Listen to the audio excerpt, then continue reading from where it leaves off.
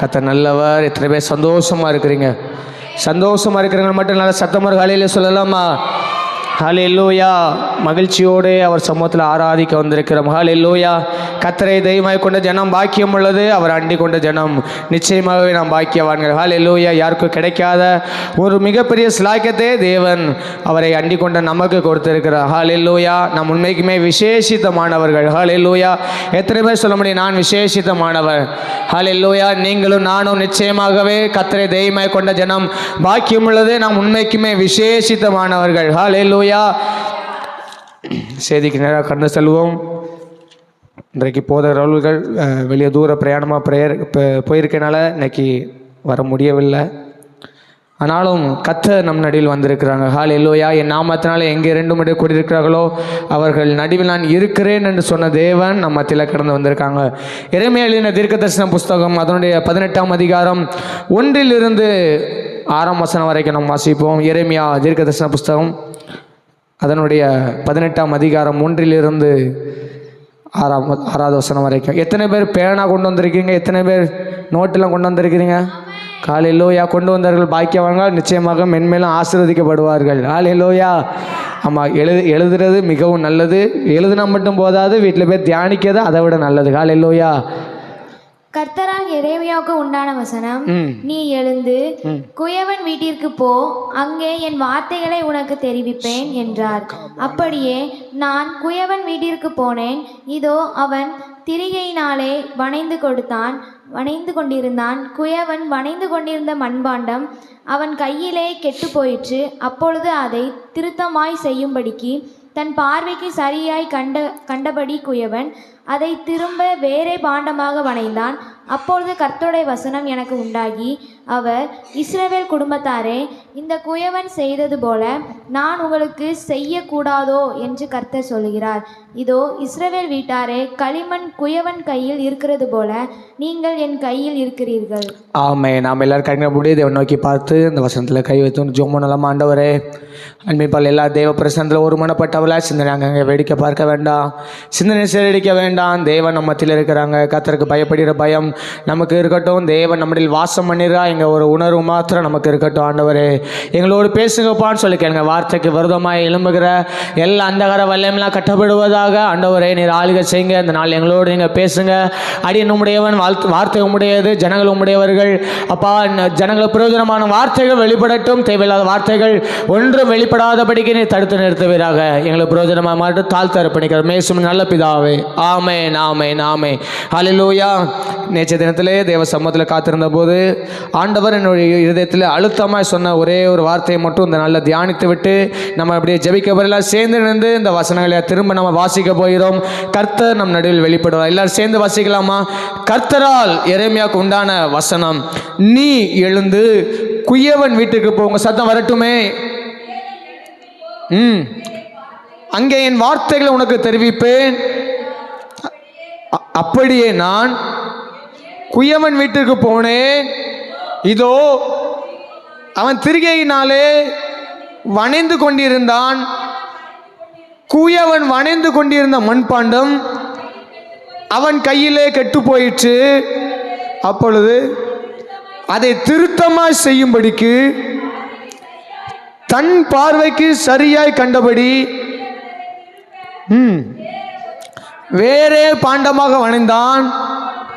அப்பொழுது கர்த்தருடைய வசனம் எனக்கு உண்டாகி, அவர், இஸ்ரவேல் குடும்பத்தாரே, இந்த குயவன் செய்தது போல நான் உங்களுக்கு செய்யக்கூடாதோ என்று கர்த்தர் சொல்கிறார்.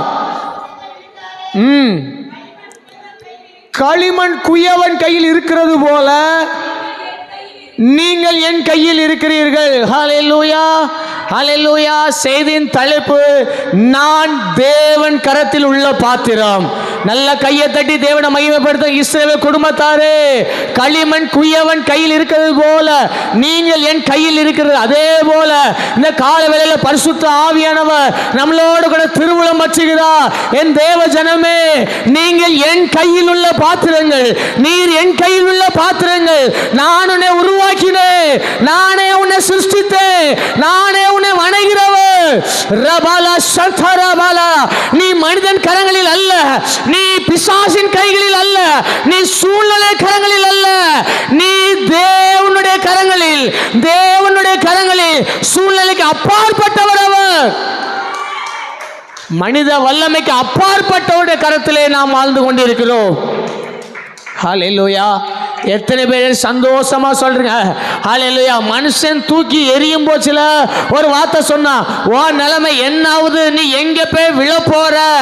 சூழ்நிலை சொல்லிச்சு, உன்னை நான் தூக்கி எறிஞ்சிட்டேன், நீ எங்க போய் விழ போற தெரியல. சொந்த பந்தம் சொல்லிச்சு, நாங்கெல்லாம் உங்களை தூக்கி எறிஞ்சாச்சு, நீ எங்க போய் விழ போறன்னு தெரியல. ஆனா தேவன் சொல்றார், நீ விழுந்தது என் கரத்துல. ரகாபாலா ரகாபாலா ராதா ராபாலா. சொல்லுங்க, நான் விழுந்தது தேவன் கரத்துல. பிசாசு சொன்னா, உன் வாழ்க்கையை நான் சிதைச்சிட்டேன். ஆனா தேவன் சொன்னார், பிசாசு என்ன சொல்றது, உன்னை படைத்தவர் நான், உன்னை சிருஷ்டித்தவர் நான், நீ என் கரத்தின் கிரியையா இருக்கிறாய். ஹல்லேலூயா. ஜெபத்தோடு இருக்கிறீங்களா? எத்தனை பேருக்கு புரியுது, நான் தேவன் கரத்துல உள்ள பாண்டம்? ஹல்லேலூயா. நான் தேவன் கரத்தில் உள்ள பாண்டம். ரகாபாலா சந்தாரா. அநேக நேரம் வந்த வார்த்தை அதுதானே, உன்னை நாங்கள் தூக்கி எறிஞ்சாச்சு, இதுக்கு மேலே உன் நிலைமை என்ன ஆக போகுது? உன்னை தூக்கி நிறுத்துறதுக்கு யார் இருக்கா?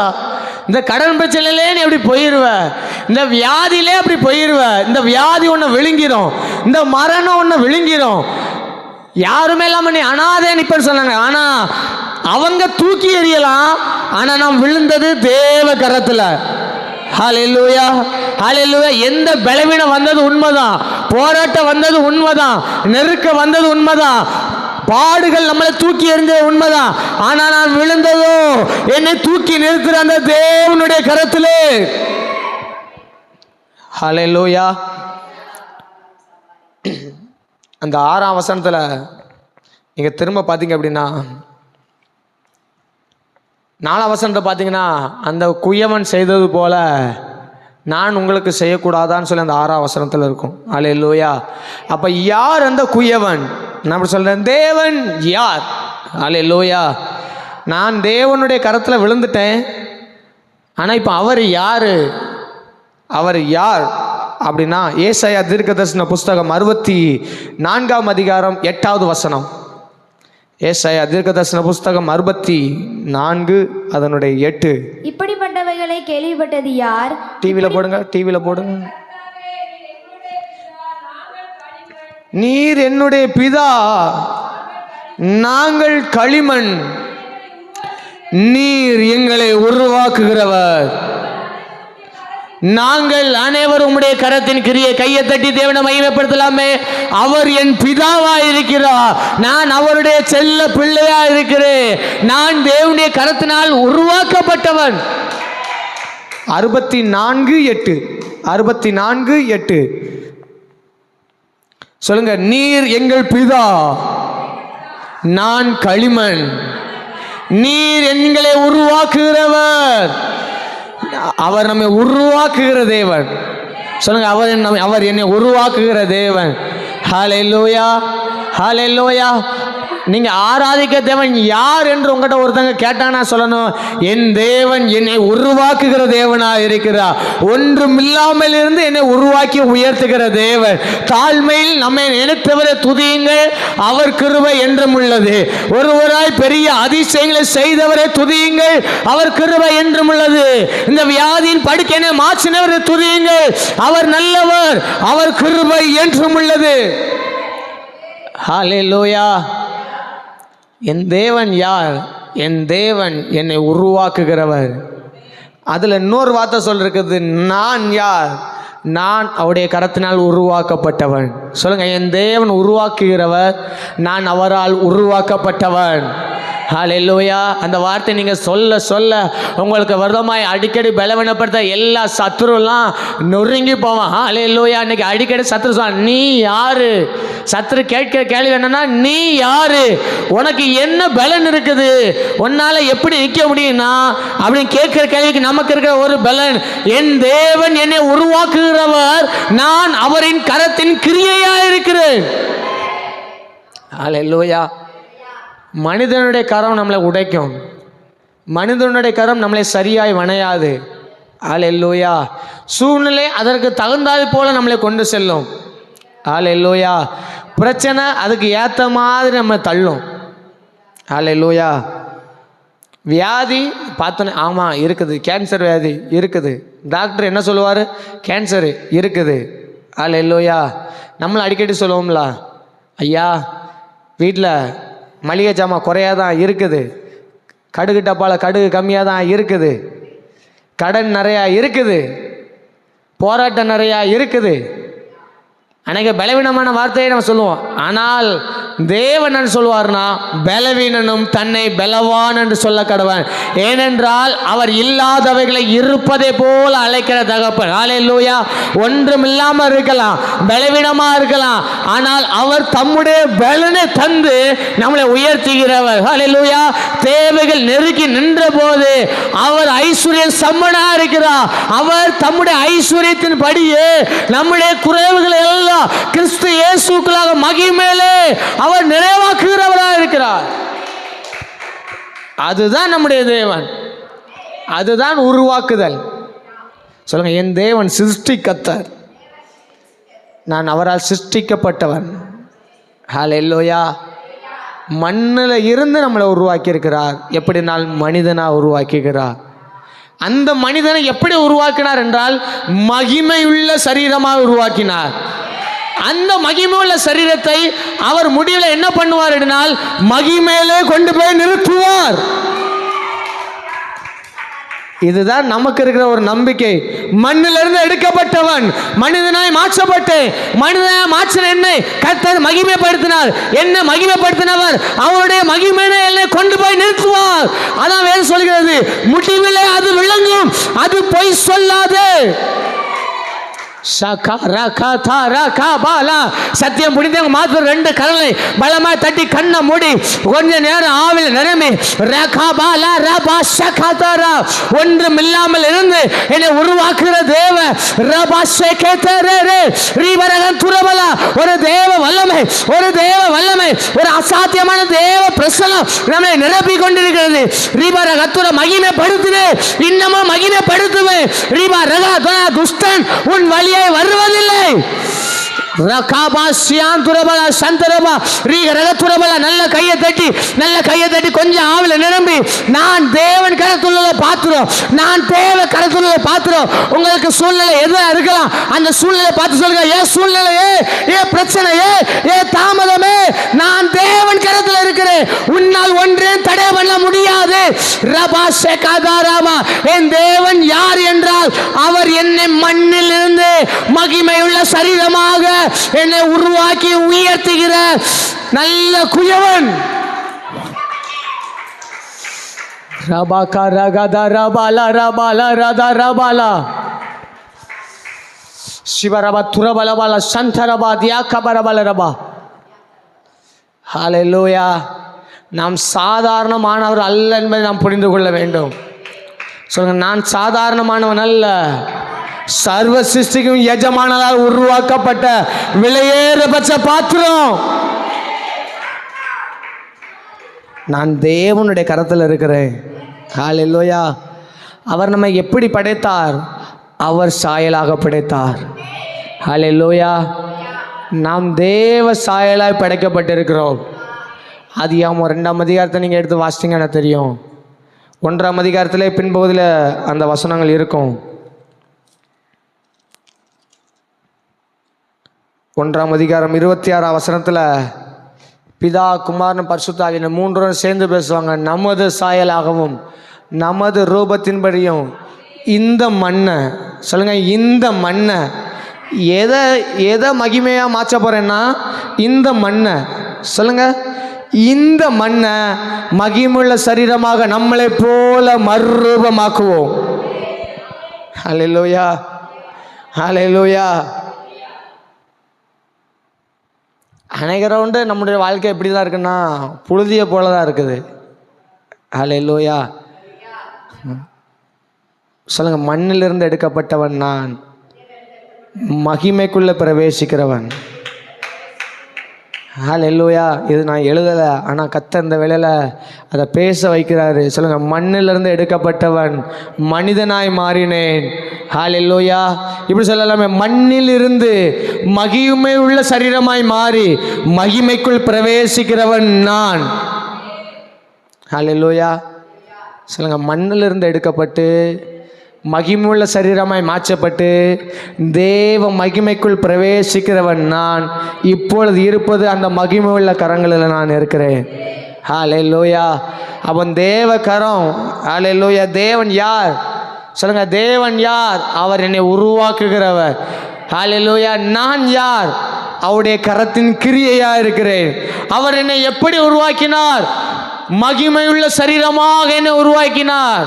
அவர் என்னை எங்கே கொண்டு போய் நிறுத்துவார்? அந்த மகிமையுள்ள தேவனுக்கு முன்பாக என்னை மகிமையுள்ளவனாக கொண்டு போய் நிறுத்துவார். ஹல்லேலூயா. அவருடைய கரம் எப்படிப்பட்டது என்பதை நாம் கொஞ்சம் அறிந்தோமானால், நாம் எப்படிப்பட்ட விதமாய் உருவாக்கப்பட்டோம், எப்படிப்பட்ட கரத்தினால் உருவாக்கப்பட்டோம் என்பதை நாம் அறிந்து கொள்ளலாம். ஹல்லேலூயா.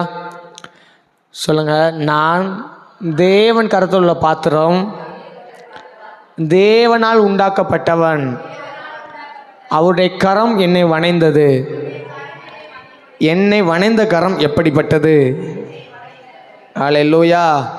ஹல்லேலூயா. ஒரு பொருளோட தரத்தை நம்ம எதை வச்சு நம்ம டிசைட் பண்ணோம் அப்படின்னா, அந்த பொருள் எதால் உருவாக்கப்பட்டது. ஹல்லேலூயா. அதை வச்சு தான் நம்ம டிசைடே பண்ணுவோம். ஆமேனா.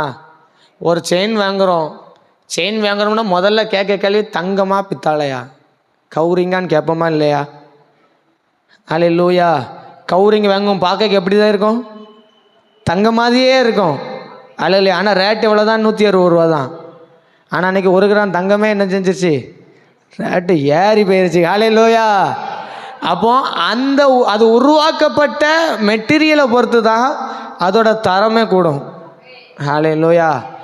அப்போ நம்ம யாரால் உருவாக்கப்பட்டிருக்கிறோம்? மண்ணால் உருவாக்கப்பட்டிருக்கிறோம். மண் எப்படிப்பட்டதுன்னா அற்பமானது. மண் அற்பமானது, ஆனால் அதை உருவாக்கின கரமோ அதிசயமானது. ஹல்லேலூயா. அதான் சங்கீதக்காரன் தாவீது சொல்றான், நான் அதிசயமாய் உண்டாக்கப்பட்டபடினால். ஹல்லேலூயா. ஹல்லேலூயா.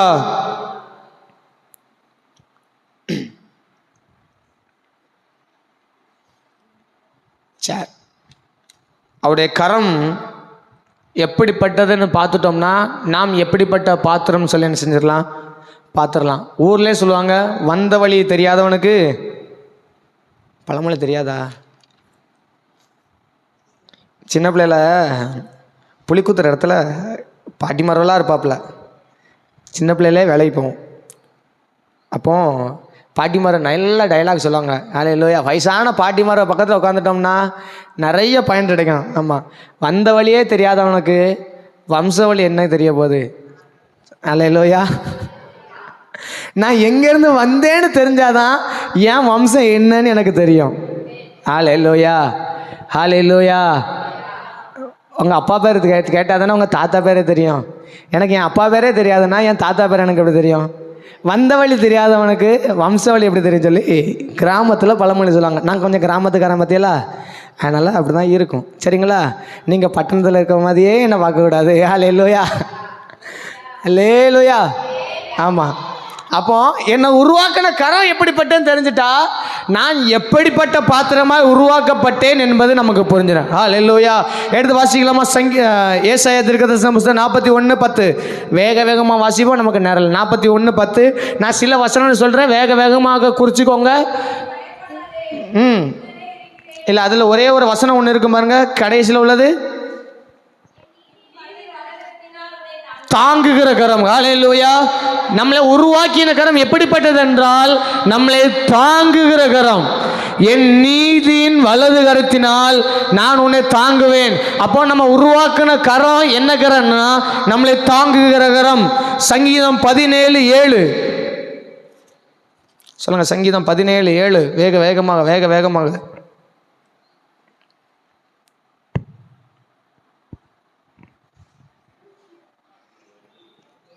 உம்மிடம் அடைக்கலம் புகுவோரே அவர்களுக்கு 17:7.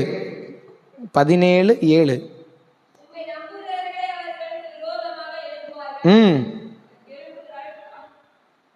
அதேதான். உம்மை நம்புகிறவரே அவர்களுக்கு விரோதமாக எழும்புகிறவர்கள் என்று உமது வலது கரத்தினாலே தப்புவித்து ரட்சிக்கிறவரே. நம்மை உண்டாக்கிற கரம், நம்மை தப்புவிக்கிற கரம். ஹல்லேலூயா. 1 நம்மளை தாங்குகிற கரம், 2 நம்மளை தப்புவிக்கிற கரம். எஸ்ரா 8:18. எஸ்ராவின் புஸ்தகம் 8:18. தேவனுடைய தயவுள்ள கரம். சொல்லுங்க, தயவுள்ள கரம். வாசிச்சிருங்க. தயவுள்ள கரம். ஹல்லேலூயா. சொல்லுங்க, தாங்குகிற கரம், தப்புவிக்கிற கரம், என் மேல தயவுள்ள கரம். ஹல்லேலூயா. சங்கீதம் 60:5. சங்கீதத்தின் புஸ்தகம் 60:5. எழுதுறவங்க வேக வேகமாக எழுதுங்க, ஒருத்தங்க எடுத்து வேக வேகமாக வாசிங்க. ரட்சிக்கிற கரம். ஹல்லேலூயா. நம்மளை ரட்சிக்கிற கரம். ஏசாயா சொல்லப்படுகிற ரட்சிக்க கூடாதபடி அவருடைய கரம் என்ன செய்யவில்லை, குறுகி போகவில்லை. அப்போ நம்மளை உருவாக்குகிறோம். எப்படிப்பட்ட கரத்தினாலாம் நம்ம உருவாக்கப்பட்டிருக்கோன்னு பார்த்துங்க. நம்மளை தாங்குது, நம்மளை தப்பு வைக்குது, வேடனுடைய கண்ணிக்கும் பாலாக்கும் கொள்ளை நோய்க்கும் நம்மளை தப்பு வைக்குது. நெருக்கத்தின் நேரத்தில், உடைக்கப்பட்ட நேரத்தில் நம்மளை தாங்குகிற கரம், நமக்கு தயை செய்கிற கரம், நம்மை ரட்சிக்கிற கரம். ஹல்லேலூயா. 2 நாளாகமம் 6:4. நிறையா இருக்குது, ஒரு சிலதை மட்டும் பார்த்துருவோமே. 6:4. இதுவே தனி பிரசங்கமாக இருக்கும்.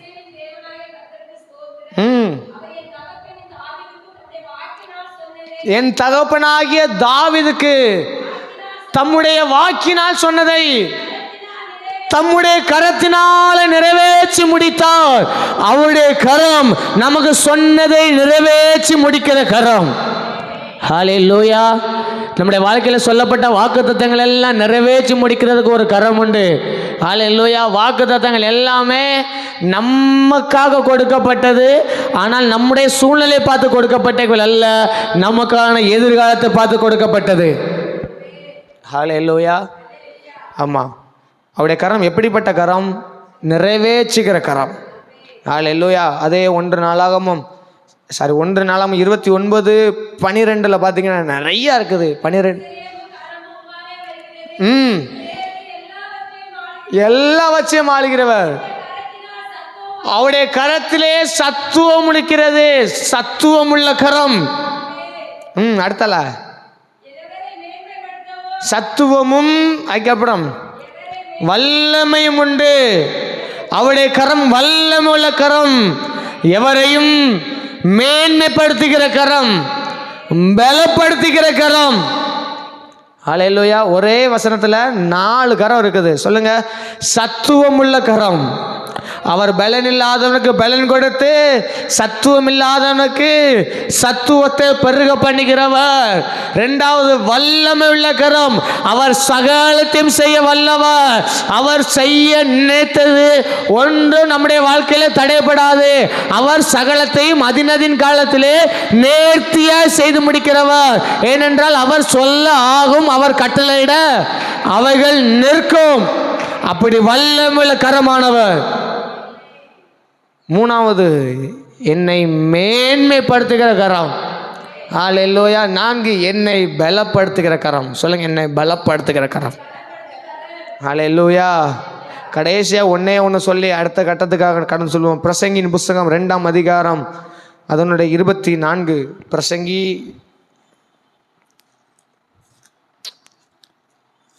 அப்போ அவருடைய கரத்தை மட்டும் நம்ம ஆராய்ச்சி பார்த்தாலே நாம் எப்படிப்பட்டவர்கள்னு சொல்லி நமக்கு என்ன செஞ்சிடும். பிரசங்கின் புஸ்தகம் 2ஆம் அதிகாரம் 24. 24. மனுஷன் புசித்து குடித்து தன் பிரயாசத்தின் பலனை அனுபவிப்பதை பார்க்கிலும் அவனுக்கு ஒரு நன்மையும் இல்லை, இதுவும் தேவனுடைய கரத்தில் இருந்து வருகிறது. ஹல்லேலூயா. மனுஷனுக்கு முக்கியமானதே என்னதான்? புசிக்கிறது, குடிக்கிறது எல்லாமே எங்கே தான் இருக்குது? தேவ கரத்தில் தான் இருக்குது, உலகத்தோட கரத்தில் இல்லை. எல்லாமே அவருடைய கரத்தினால் ஆகும். சொல்லுங்க, எல்லாமே அவருடைய கருத்தினால் ஆகும். எல்லாவற்றையும் அனுபவித்த பிரசங்கி சொல்லுகிறான், நான் எல்லாவற்றையும் அனுபவித்து பார்த்துட்டேன், ஆனால் எல்லாமே எங்கேருந்து தான் வருது? தேவ கரத்தில் இருக்க. ஒரு மனுஷனுக்கு தேவையான எல்லாமே எங்கேருந்து தான் வருதுன்னா தேவ கரத்தில் தான் வருகிறது. ஹல்லேலூயா. அதான் சங்கீதக்காரன் தாவீது எப்படியா சொல்கிறான், எனக்கு ஒத்தாசை வரும் பர்வதங்களுக்கு நேராக என் கரங்களை நான் ஏறெடுக்கிறேன். வானத்தை பூமியை படுத்த கர்த்தர் இடத்துல இருந்தால் எனக்கு ஒத்தாசை வரும். ஏனால் அவரிடத்தில் எல்லாமே இருக்கிறது, அவருடைய கரத்தினால் எல்லாம் வாய்க்கும். ஹல்லேலூயா. அப்போ அவருடைய கரத்தை மாத்திரம் சொல்லுங்க. நம்ம எப்படிப்பட்ட கரத்தினால் உருவாக்கப்பட்டிருக்கிறோம்? தாங்குகிற கரத்தினால் உருவாக்கப்பட்டிருக்கிறோம். நம்மளை தப்புவிக்கிற கரத்தினால் நாம் உருவாக்கப்பட்டிருக்கிறோம். நம்மேல் தயவுள்ள கரத்தினால் நாம் உருவாக்கப்பட்டிருக்கிறோம். நம்மளை ரட்சிக்கிற கரத்தினால் நாம் உருவாக்கப்பட்டிருக்கிறோம். நமக்கானதை நிறைவேற்றி முடிக்கிற அந்த தேவ கரத்தினால் உருவாக்கப்பட்டிருக்கிறோம். சத்துவமுள்ள கரம், அது வல்லமுள்ள கரம், அது பலப்படுத்துகிற கரம். ஹல்லேலூயா. நம்மளை மேன்மைப்படுத்துகிற கரம், எல்லாவற்றையும் நிறைவேற்றி முடிக்கிற கரம். அவருடைய கரத்தினாலே எல்லாம் ஆகும். அவரினால் கூடாத காரியம் ஒன்றுமில்லை. ரகபாலா ரகபாலா ராதா ரா சகா ரக துரபலா சந்திரபாதி. அவருடைய கரத்தினாலே எல்லாம் ஆகும். அவர் சொல்ல ஆகும், அவர் கட்டளையிட நிற்கும். நம்முடைய வாழ்க்கையில வாக்கினால் சொன்னதை அவருடைய கரத்தினால் நிறைவேற்றி முடிக்கிறவர். அப்படிப்பட்ட கரத்துல தான் நீங்க இருக்கிறீங்க. நீங்க இருக்கிற கரம் சாதாரண கரம் அல்ல. நீங்க இருக்கிற கரம் உங்களை தாங்குகிற கரம். நீங்க இருக்கிற கரம் உங்களை தப்புவிக்கிற கரம். நீங்கள் இருக்கிற கரம் எந்த கரம் தெரியுமா? உங்களுக்கு தயை செய்யும் கரம். சியோனுக்கு தயை செய்யும் காலமும் அதற்கான குறித்த நேரமும் வந்தது என்று சொன்ன அந்த கரம் உங்களுக்காக தயை செய்யும்படியாக இந்த பகல் ஆராதனை வேளையிலே இறங்கி வருகிறது. ரபா சகதா ரபா. நல்ல ஆவில நிரம்பி, நல்ல ஆவில நிரம்பி உங்களுக்கு தயை செய்கிற கரம், உங்களுக்கானதை நிறைவேற்றி முடிக்கிறவர். எனக்கு குறித்திருக்கிறதை கர்த்தர் நிறைவேற்றி முடிப்பார். அவருடைய கரத்தினாலே அது அப்படியாக வாய்க்கும். ரட்சிக்க கூடாதபடி கர்த்தருடைய கரம் குறுகி போகவில்லை. அவருடைய கரம் ரட்சிக்கிற கரம், அவருடைய கரம் விடுவிக்கிற கரம், அவருடைய கரம் வல்லமையுள்ள கரம், அவருடைய கரம் பலப்படுத்துகிற கரம், ஒன்றுமில்லாமல் உருவாக்குகிற கரம். நான் அப்படி வல்லமையுள்ள கரத்தில் இருக்கிறேன் சொல்லுவாங்க. நல்ல கையை தட்டி ஆவல நிலைமை உட்டமா துரபலா சந்தரமா ரீக ரக துரபலா சந்தரமா. ஒரு வல்லமையுள்ள கரம், ஒரு வல்லமையுள்ள கரம், ஒரு வல்லமையுள்ள கரம். அவருடைய கரம் பராக்கிரமம் செய்கிறோம். நல்ல ஆவில நிரம்பி, நல்ல ஆவில நிரம்பி நீங்கள் எப்படிப்பட்ட பாத்திரம் என்றால் இப்படி வல்லமையுள்ள கரத்தினால் உருவாக்கப்பட்ட வல்லமையுள்ள பாத்திரம். ரகதனா ரபாலா ரகபாலா. நீங்கள் யாரும் சாதாரணமானவர் அல்ல. நீங்கள் யாரும் சாதாரணமாய் உருவாக்கப்பட்டவர் அல்ல. உங்கள் பிள்ளைகளாக இருக்கலாம், உங்கள் பெற்றோராக இருக்கலாம், உங்கள் கணவராக இருக்கலாம், உங்கள் மனைவியாக இருக்கலாம், யாராக இருக்கட்டும் சொல்லி அவர்கள் சாதாரணமானவர்கள் அல்ல. ஹல்லேலூயா, ஹல்லேலூயா. எத்தனை பேருக்கு இது புரியுது? என் தேவ கரம் சாதாரணமானது அல்ல. எனக்காக எல்லாவற்றையும் செய்து முடிக்கிறது கரம். ஹல்லேலூயா. கர்த்தர் எனக்காக யாவையும் செய்து முடிப்பா. ஹல்லேலூயா. அப்போ இவ்வளோ மகத்துவமான கரத்தினால நம்ம உருவாக்கப்பட்டிருக்கிறோம். ஹல்லேலூயா. அவர் நம்மை எப்படி உருவாக்கினார் சொல்லுங்க. அவர் என்னை எப்படி உருவாக்கினார்? நான் அவருடைய கரத்தில் எப்படிப்பட்டவனாக நான் இருக்கிறேன் என்றால் ஏசாயா தீர்க்கதரிசன புஸ்தகம் 62ஆம் அதிகாரம் 3வது வசனம். நான் எப்படிப்பட்ட பாத்திரம்?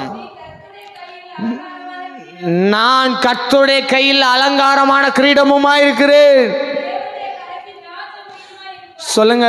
நான் கர்த்தருடைய கரத்தில் அலங்காரமான கிரீடம், தேவனுடைய கரத்தில் ராஜ முடி. ஹல்லேலூயா. நான் அலங்காரமானவன். ஹல்லேலூயா. நான் அலங்கரிக்கப்பட்டவன். சொல்லுங்க. நம்மளுடைய வாழ்க்கை அசுத்தமானது அல்ல. ஹல்லேலூயா. தேவன் நம்ம அசுத்தத்துக்காக அழைக்கவில்லை, பரிசுத்தத்துக்காக அழைத்திருக்கிறார். ஹல்லேலூயா. நம்ம அசுத்தமானவர் அல்ல. அதான் வேதம் சொல்ல, எவரையும் நீங்கள் அற்பமாக எண்ணாதீர்கள், அவர்கள் தேவனால் உண்டாக்கப்பட்டவர்கள். ஹல்லேலூயா. நாம் எல்லாரும் அலங்காரமானவர்கள்.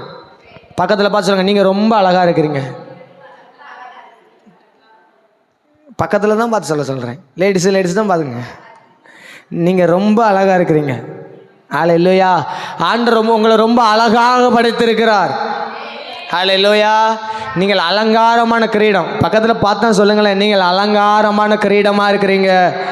நீங்கள் தேவ கருத்தில் ராஜ முடியுமா இருக்கிறீங்க. ஹல்லேலூயா. சங்கீதம் 139:14. என்ன அவர் எப்படி உண்டாக்கப்பட்டிருக்கமா? இந்த அலங்காரம் எனக்கு எப்படி வந்திருக்கு தெரியுமா? சொல்லுங்க. நான் பிரமிக்கத்தக்க அதிசயமாய் உண்டாக்கப்பட்டபடினால் உம்மை துதிப்பேன். உமது இப்படி என்னை உருவாக்கின உம்முடைய கிரியைகள் எப்படிப்பட்டவைகள்? நான் அதிசயமானவன் என்றால் என்னை உருவாக்கின அந்த கரம் அதிசயமான கரம். அது என் ஆத்மாவுக்கு நன்றா தெரியும். தெரியுதா? தெரியுதா? சொல்லுங்க. உங்களுக்கு தெரியுதா? பக்கத்தில் கையை பிடிச்சி சொல்லுங்க. உனக்கு தெரியுதா? உங்களுக்கு தெரியுதா? நீங்கள் அதிசயமானவர் என்று உங்களுக்கு தெரியுதா? நீங்கள் ராஜ முடி என்று உங்களுக்கு தெரியுதா? நீங்கள் தேவன் கரத்தில் இருக்க பாத்திரன்னு உங்களுக்கு தெரியுதா? கேளுங்க, கேளுங்க, பக்கத்தில் கேளுங்க, கேளுங்க, கேளுங்க, வைக்க விடாதீங்க. ஹல்லேலூயா. சொல்லுங்க.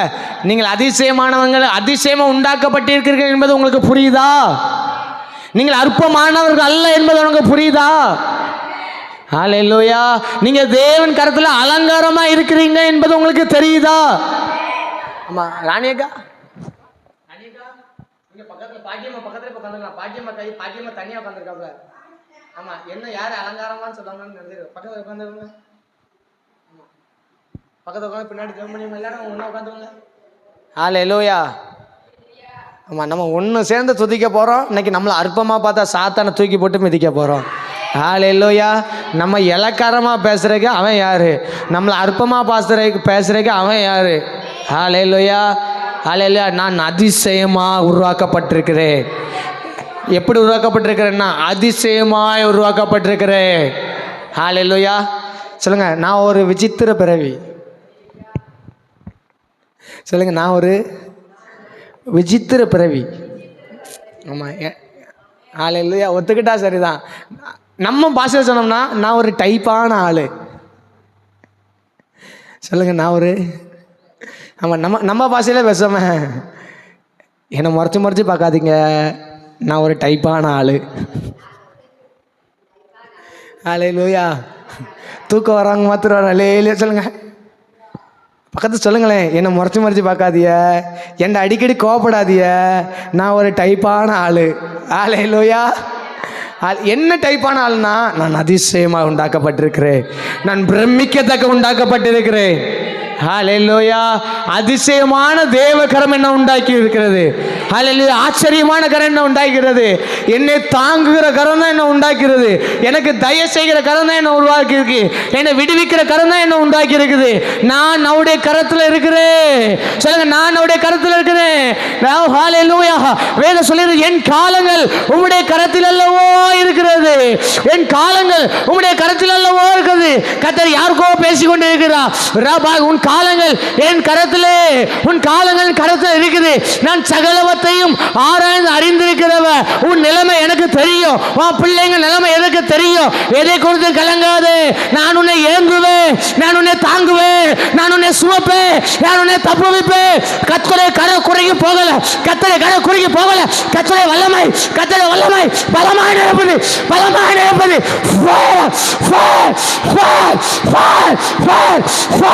அக்கினி வந்து விழுது. அக்கினி வந்து விழுது. அக்கினி வந்து விழுது. பெற்றுக்கொள்ளே சுவேனாமத். நீங்கள் அதிசயமானவர்கள். நீங்கள் அதிசயமானவர்கள். நீங்கள் ஆச்சரியமானவர்கள். ஆச்சரியமாய் தேவ கரத்தில் நீங்க இருக்கிறீங்க.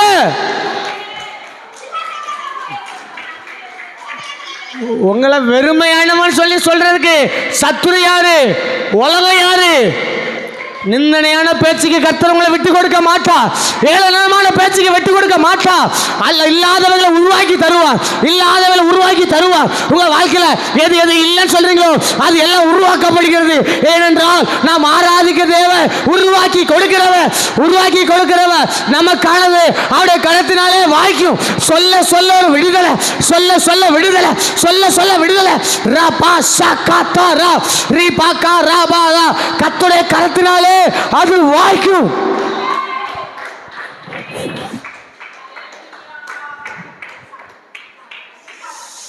ரபா காலா ராதா ரபாலா ஷகரா துரபல ரபா. ஹல்லேலூயா.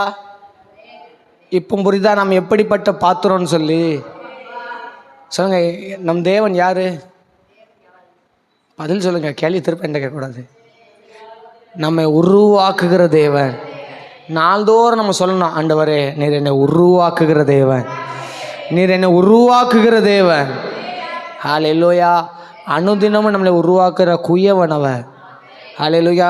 இஸ்ரவேல் வீட்டாரை பார்த்து எரேமியா மூலமாக சொல்கிறாரு, இந்த ஜனங்கள் என் கரத்தில் இருக்கிறாங்க.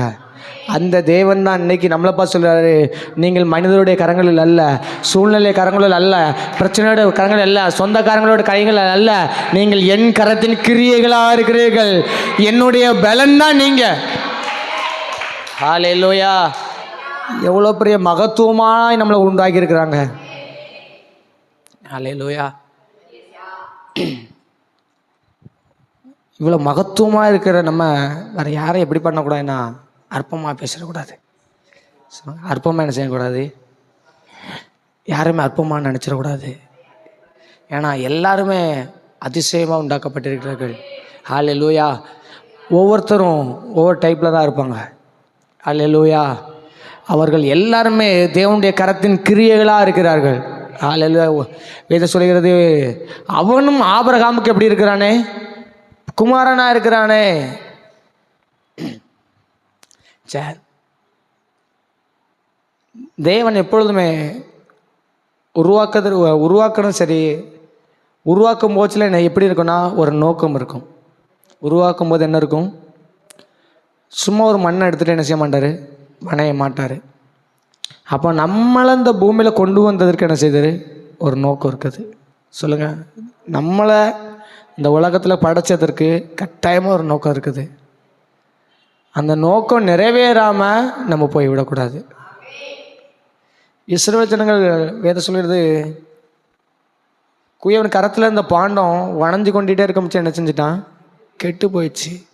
நான் அதை திரும்ப வணைய போகிறேன், எனக்கு பிரியமாக வணைய போகிறேன்னு சொல்கிறாங்க. ஏற்கனவே குயவன் கரத்தில் இருக்கிற பாண்டம்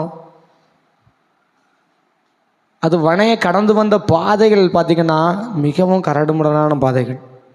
அதை மாத்திரம் அன்றைக்கி பார்த்துட்டு நம்ம ஜெபம் பண்ண போகிறோம். கெட்டு போயிடக்கூடாது அப்படிங்கிறத நம்ம இன்னொரு நாள் ஆண்டவர் சித்தமான தியானிப்போம். ஆனால் இவ்வளோ அதிசயமாக நான் உருவாக்கப்பட்டிருக்கிறேன். என்னை உருவாக்க சொல்கிறேன். 2-3 கொஸ்டினாக நீங்கள் எழுதிக்கோங்க. ஏன்னா எனக்கு ஆண்டவர் 3 விதமாக எனக்கு இதை சொன்னதுனால அந்த 3 கொஸ்டினை நான் எழுதி வச்சுருக்கிறேன். இப்படிப்பட்ட மகிமையுள்ள பாத்திரம் எப்படி உருவானது? கேள்வியெல்லாம் ஒரே கேள்வி தான், ஆன்சர்லாம் ஒரே ஆன்சர் தான். சரி, ஆன்சர்லாம் ஒரே ஆன்சர் தான். கேள்வி வந்து 3 விதமாக இருக்கும். நம்மளை இவ்வளோ மகிமையை படைச்சிருக்கிறாங்க, இந்த பாத்திரம் எப்படி உருவானது? குயவன் தான் உருவாக்குனார். ஆனால் அந்த பாத்திரத்தை, இந்த மகிமையுள்ள பாத்திரமாக உருவாக்குறதற்கு அவர் பட்ட பாடுகள் என்ன? இப்படி இல்லை, அந்த மண் கடந்து வந்த பாதைகள் என்ன? 2வதாக இப்படி எழுதிக்கோங்க, நான் எப்படி தேவ கரத்தில் உள்ள அலங்காரமாய் பாத்திரமாய் மாறினேன். சொல்லுங்கள், மொதல் கொஸ்டின் சொல்லுங்கள், இப்படிப்பட்ட மகிமையுள்ள பாத்திரம் எப்படி உருவானது? அந்த மகிமை உள்ள அப்படிங்கிறத நீங்கள் ஆட் பண்ணிக்கோங்க. ஏன்னா நாம் சாதாரணமானவர்கள் அல்ல, நாம் மகிமை உள்ளவர்கள். ஹல்லேலூயா. கர்த்தர் நம்மை மகிமைக்கென்றே நம்ம அழைத்திருக்கிறார். நம் ஒருவரும் சாதாரணமானவர் அல்ல. இப்படிப்பட்ட மகிமையுள்ள பாத்திரத்தை கர்த்தர் என்ன எப்படி உருவாக்கினார்? மொதல் கொஸ்டின். 2, நான் எப்படி தேவனுடைய கரத்தில் அலங்காரமான பாத்திரமாய் மாறினேன்? 2 கொஸ்டின் விளங்கினவங்க மாத்திரம் ஒரு அல்லேலூயா. வேற யாருக்கும் விளங்கலையா? அலங்காரமான பாத்திரமாய் மாறினேன். நான் இப்படி மாறுறதுக்கு, அதாவது அதை எப்படி சொல்லணும்னா, நான் இப்படி மாறுறதுக்கு அவர் என்ன பண்ணினாரு அப்படிங்கிறது தான் அந்த கேள்வியோட விளக்கம். அதே கொஸ்டின் தான் மூணாவது. என்னை இப்படிப்பட்ட அலங்காரமான பாத்திரமாய் மாற்ற அவர் என்ன செய்தார்?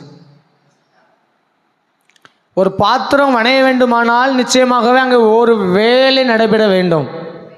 ஹல்லேலூயா சொல்லுங்க. ப்ராசஸ். இங்கிலீஷில் சொல்லுங்க, அந்த வார்த்தை சொல்லுங்க, ப்ராசஸ். அந்த வார்த்தை சேர்ந்து சொல்லலாம், சொல்லுங்க, ப்ராசஸ். ஹல்லேலூயா. என்ன ஒரு இப்போ இன்னைக்கு இந்த ஃபுல்பிட்டை பார்க்குறோம், இவ்வளோ அலங்காரமாக இருக்குது. ஆனால் இது உருவாக்கப்படுறதுக்காக ஒரு வேலை செய்யப்பட்டது. ஹல்லேலூயா. அதான் அந்த மூணாவது கேள்வி. ரெண்டுமே ஒரே தான். என்னை இப்படிப்பட்ட அலங்காரமான பாத்திரமாய் மாற்ற அவர் என்ன செய்தார்? ஹல்லேலூயா. இது வரைக்கும் ஜாலியாக பண்ணிச்சுல, ஆமென் ஹல்லேலூயா வந்துச்சுல்ல. ஆமாம், இனி மீதி பாட்டுக்கு என்ன செய்யணும்னா ஆமென் ஹல்லேலூயா வரணும். ஹல்லேலூயா. சரி, நாம் யார்? களிமண்ணாக இருந்தோம். இந்த மண்ணை தான் மகிமையுள்ள பாத்திரமாக எப்படியும் கர்த்தர் மாற்றிருக்கிறார். ஒத்துக்கொள்கிறவங்க ஆமென் ஹல்லேலூயா. மண்ணான நம்மளை கர்த்தர் மனிதனாய் மாற்றி மகிமை உள்ளவனாய் மாற்றி மகிமையின்மே கொண்டு போய் நிறுத்தப் போகிறார். ஆனால் இந்த மண் எப்படி மனிதனாய் மாறினது அப்படி என்றால் வேதம் சொல்லுகிறது, நாம் களிமண்ணாக இருக்கிறோம். ஹல்லேலூயா. ஒத்துக்கொள்ள மாட்டீங்களா? நாம் களிமண்ணாக இருக்கிறோம். இந்த களிமண் எத்தனை பேர் இந்த குயவன் வீட்டுக்கெலாம் போயிருக்கிறீங்க? பானை செய்த இடத்துக்குலாம் போயிருக்கிறீங்க?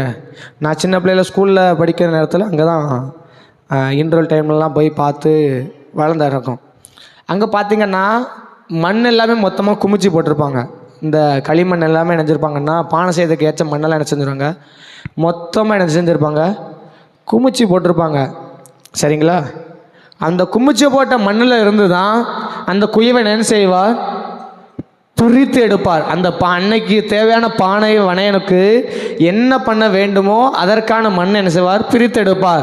அதே மாதிரி தான் நம்முடைய குயவனும் இந்த மண்ணிலிருந்து இந்த உலகத்தில் இருந்து நம்மளை வெட்டி எடுத்திருக்கிறார்.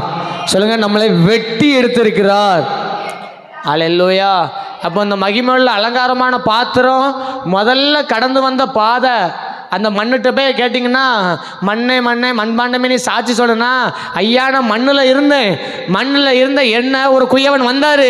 அவர் என்ன செஞ்சாருன்னா என்னை வெட்டினார். சொல்லுங்க, என்ன வெட்டினாரு. சரி, வெட்டினாருங்க உங்களுக்கு கஷ்டமாக இருந்துச்சுன்னா சொல்லுங்கள், பிரித்து எடுத்தார். உலக மண்ணிலிருந்து அவருக்கு தேவையான பாத்திரமா வணைவதற்காக அவருக்கு தேவையா என்ன பிரித்து எடுத்தார். அப்போ நம்மை கர்த்தர் என்ன செஞ்சிருக்கிறார், பிரித்து எடுத்திருக்கிறார். என்னாகமத்தின் புஸ்தகம் 8ஆம் அதிகாரம் அதனுடைய 14ஆம் வசனம். என்னாகமம் 8ஆம் அதிகாரம் 14.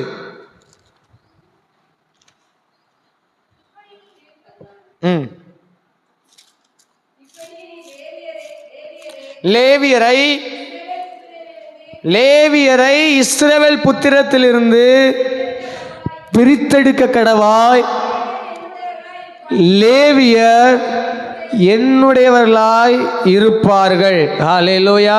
இதே நீங்கள் வெளிப்படுத்தல் 1ஆம் அதிகாரத்தில் நீங்கள் பார்த்தீங்க அப்படின்னா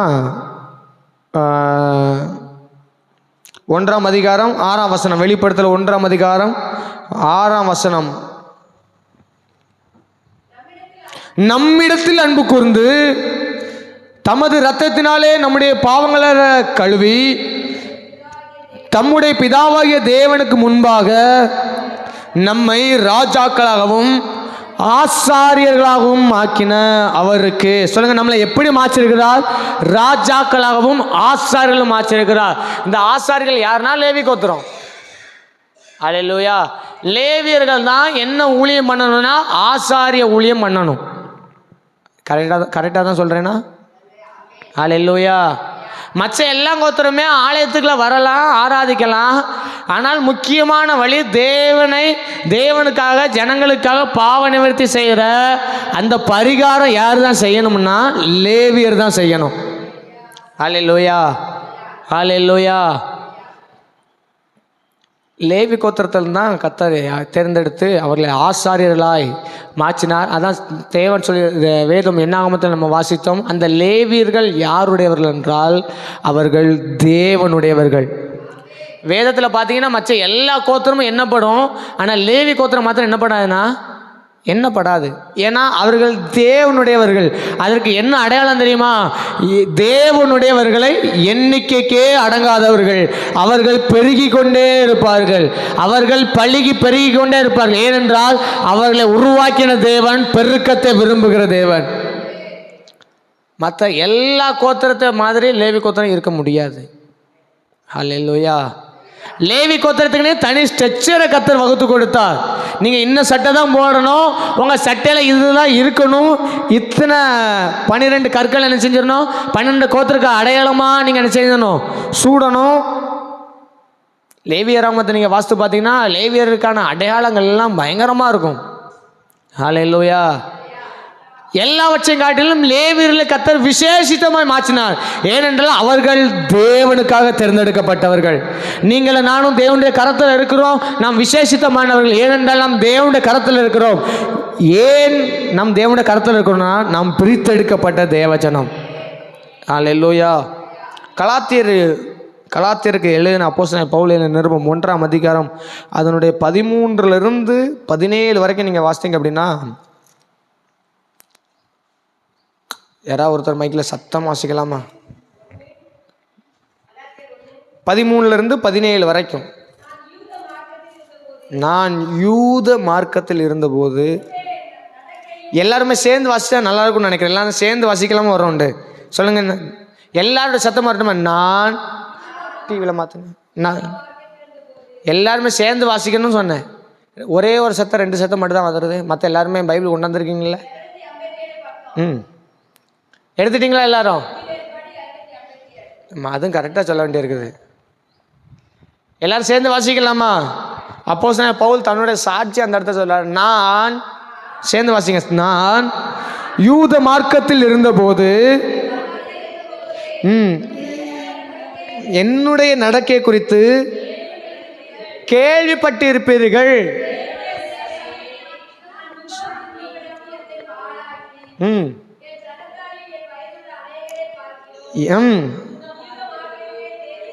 தேறினவனாய் பாரம்பரிய நியாயங்களுக்காக சொல்லுங்க, பாரம்பரியங்களுக்காக மிகவும் பக்தி வைராக்கியம் உள்ளவனாக இருந்தேன். போதும். அப்போஸ்தலன் பவுல் தன்னை பற்றி கலாத்திய சபைக்கு சொல்லும்போது சொல்றாரு. பின்னாடி வாசித்தீங்கன்னா 3ஆம் அதிகாரத்தை சொல்றாரு, புத்தி இல்லாத கலாத்தியர்ன்னு சொல்றாரு. ஏனென்றால் கலாத்திய சபையை பவுல் அவ்வளவா நேசிச்சாரு. மிகப்பெரிய சுவிசேஷத்தை எல்லாம் செஞ்சாரு. அங்கதான் சொன்னார். சரிங்களா? சொல்லிட்டு அவர் போயிட்டார். போனதுக்கப்புறமா திரும்ப நடுவில் கள்ள போதர்கள்லாம் வந்துட்டு நினைஞ்சிருவாங்கன்னா கலாத்திய சபையை நினைஞ்சிருவாங்க, கெடுத்து போட்டுருவாங்க. கள்ள உபதேசம் பெருகிட்டு இப்போ திரும்பி வந்து பார்க்கும்போச்சுல உங்களுக்கு இப்படி வேற ஒரு சுவிசேஷத்தை சொன்னது யாரு? என்னை பற்றி நீங்கள் கேள்விப்பட்டிருக்கிறீங்கள, சம்பந்தமில்லாத காரியத்தெல்லாம் நீங்கள் இப்போ செஞ்சுக்கிட்டே இருக்கிறீங்களே.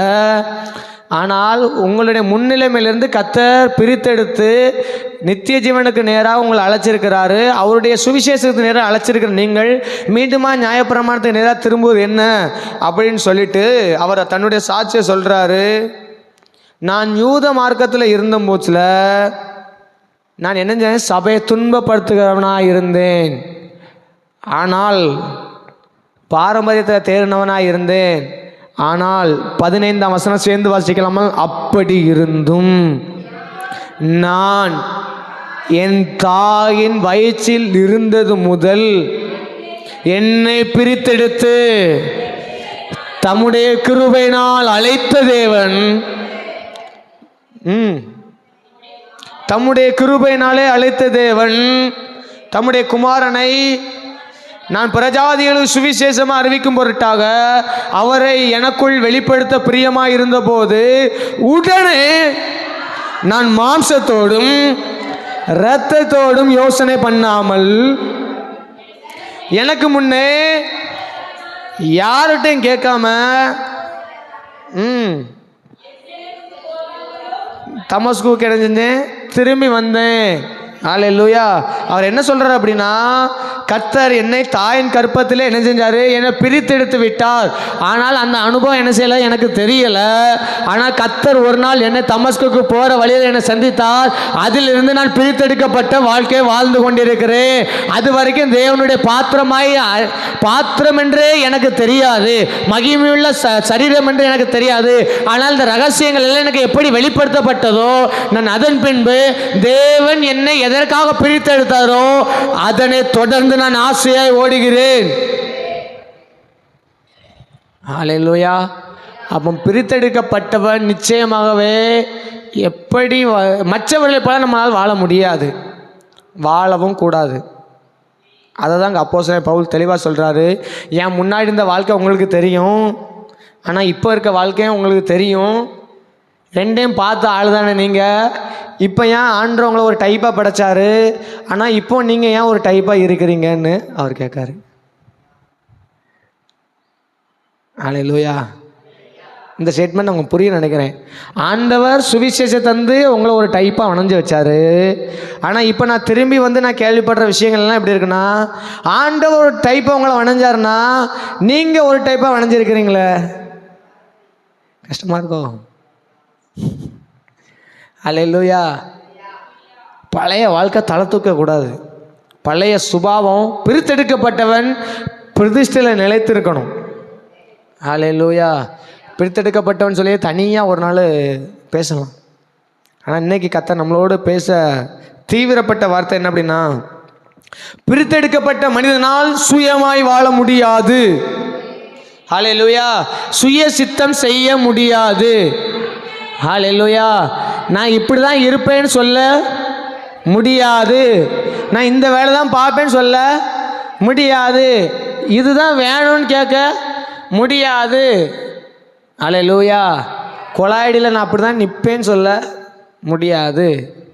அந்த அக்கா ஏற்றி விட தான் செய்யும். 4 வாரத்தை நீ நறுக்குன்னு கேளுக்கான்னு சொல்ல தான் தெரியும்.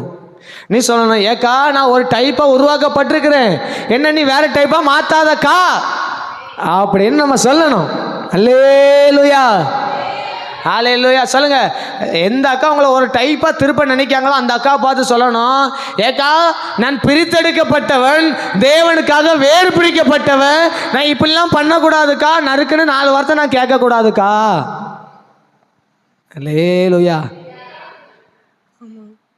கர்த்தர் நல்லவர். அல்லேலூயா. பிரித்தெடுக்கப்பட்டவங்க பிரித்தெடுக்கப்பட்ட ஜீவி என்ன செய்யணும்? வித்தியாசத்தை நம்ம காட்டணும். மற்ற மண்ணுக்கும் நமக்கும் வித்தியாசம் இருக்குது. குயவன் கரத்தில் வந்ததுக்கப்புறம் அந்த மண் அப்படியே இருக்காது, தெரியுமா? ஹல்லேலூயா. இப்போ நம்ம இங்கே பார்க்குற ஒரு மண் இப்போ சல்லிங்க குவிச்சு கிடக்குது, சரிங்களா? இப்போ அதை நம்ம போய் அள்ளி வேறு இடத்துல நம்ம மாற்றுறோன்னா ஒரு நோக்கம் இல்லாமல் அதை அள்ள மாட்டோம். திரும்ப அதேமாதிரி கிடக்குமான்னு பார்த்தா கிடக்காது. அதை எங்கேருந்து பிரித்து கொண்டு வந்தோமோ அதை நோக்கம் அதை நிறைவேறது வரைக்கும் அது பழைய நிலைமைக்கு திரும்பவே செய்யாது. அதே தான் ஆண்டவர் இன்னைக்கு விரும்புகிறாரு. நான் உங்களை ஒரு நோக்கத்துக்காக என்னுடைய கரத்தில் நான் வைத்திருக்கிறேன், நீ பழைய வாழ்க்கைக்கு திரும்பக்கூடாது. அல்லேலூயா. வெளிப்படுத்தல் 3:8 சொல்லப்பட்டிருக்கிறத, உனக்கு கொஞ்சம் பலன் இருந்தும் என் நாமத்தை மறுதலியாமல் என் வசனத்தை நீ காத்து கொண்டபடினால் 3:8 இதோ திறந்த வாசலை வச்சுருக்கேன், கொஞ்சம் தான் மேலன்னு இருக்குது, முடியலைனாலும் சரிதான், பழைய நிலைமைக்கு என்ன செஞ்சிடக்கூடாது, போயிடக்கூடாது. ஹல்லேலூயா. அந்த பழைய கோபம் வரக்கூடாது. நான் செத்தாலும் உன்னை மன்னிக்க மாட்டேன், செத்தைக்கு அப்புறம் மன்னிக்க முடியாது. செத்தாலும் உன் முகத்தை முழிக்க மாட்டேன், முழிக்க முடியாது. ஹல்லேலூயா. ஆமாம். செத்தாலும் உன் வாசப்படியை மிதிக்க மாட்டேன், செத்ததுக்கு அப்புறமா நினச்சாலும் சரி எந்திரிச்சு போக முடியாது. அப்படியே எந்திரிக்க நினச்சாலும் நாங்கள் பெட்டிக்கில் வச்சு பூட்டி 4 லாக்கை போட்டுருவோம். அல்லேலூயா. ஆமாம். அதனால் அந்த பழைய வாழ்க்கை, அந்த பாவ சுபாவத்திலேருந்து தான் கர்த்தர் நம்ம பிரித்தெடுத்திருக்கிறார். அல்லேலூயா. சொல்லுங்கள், நான் உலகத்திலேருந்து பிரித்தெடுக்கப்பட்டவன், என்னை பாவத்திலேருந்து கர்த்தர் பிடித்திருக்கிறார். அல்லேலூயா. கெட்ட வார்த்தை பேசுகிற மாதிரி தான் தோணும், டக்குன்னு வரும், 4 வார்த்தை நறுக்குன்னு கேட்டுடலாமான்னு தோணும். ஆண்டவரே கிருபையாக இருங்கப்பா, கிருபை தாங்கப்பா, பேசும்போச்சுல தலைக்கு மிஞ்சி பேசும்போச்சுல சப்புன்னு வச்சிடலாமோன்னு தான் தோணும். அதனால் கர்த்தாவே கிருபை தாங்க, நான் பிரித்தெடுக்கப்பட்டவன், எனக்கும் அவளுக்கு என்ன செய்ய உண்டு, வித்தியாசம் உண்டு. ஆமாம், பெரிய ஆட்களுக்கு சொல்லணும்னா, ஏன்னா நம்ம பக்கமே சொல்லக்கூடாது பற்றில, ஆம்பளை ஆளுக்கு சொல்லணும்ல. மாப்பிள்ளை கோயில் கூட தானே, இன்றைக்கி ஒரு நாள் வா, இன்றைக்கி ஒரு நாள் மட்டும் ஜாலியாக அணிஞ்சிருப்போம். நீதிமொழிகள் 7ஆம் அதிகாரத்தில் அந்த வசனம் நல்லாயிருக்கும்னு நினைக்கிறேன். நீதிமொழிகள் நான் எடுக்கலான்னு தோணுச்சு, எடுப்போம்மா. வீதிகளில் ஒரு சத்தம் கூப்பிடுது, இதாக இருக்குது. நீதிமொழிகள் 7ஆம் அதிகாரம்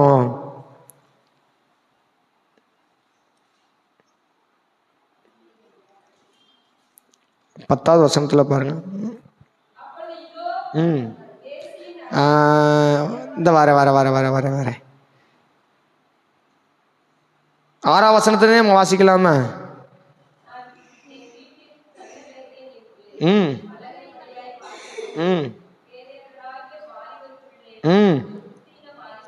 புத்தின வாலிபனை கண்டவனை கவனித்தேன், அவன் மாலை மயங்கும் அஸ்தமான நேரத்திலும் இருண்ட அந்தகாரத்திலும்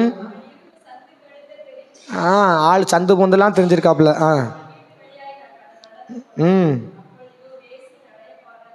வேசின் ஆடை ஆபரணம் தரித்த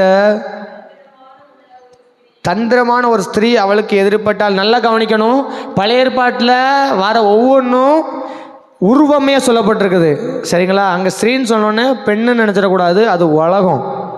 சொல்லுங்கள், உலகம்.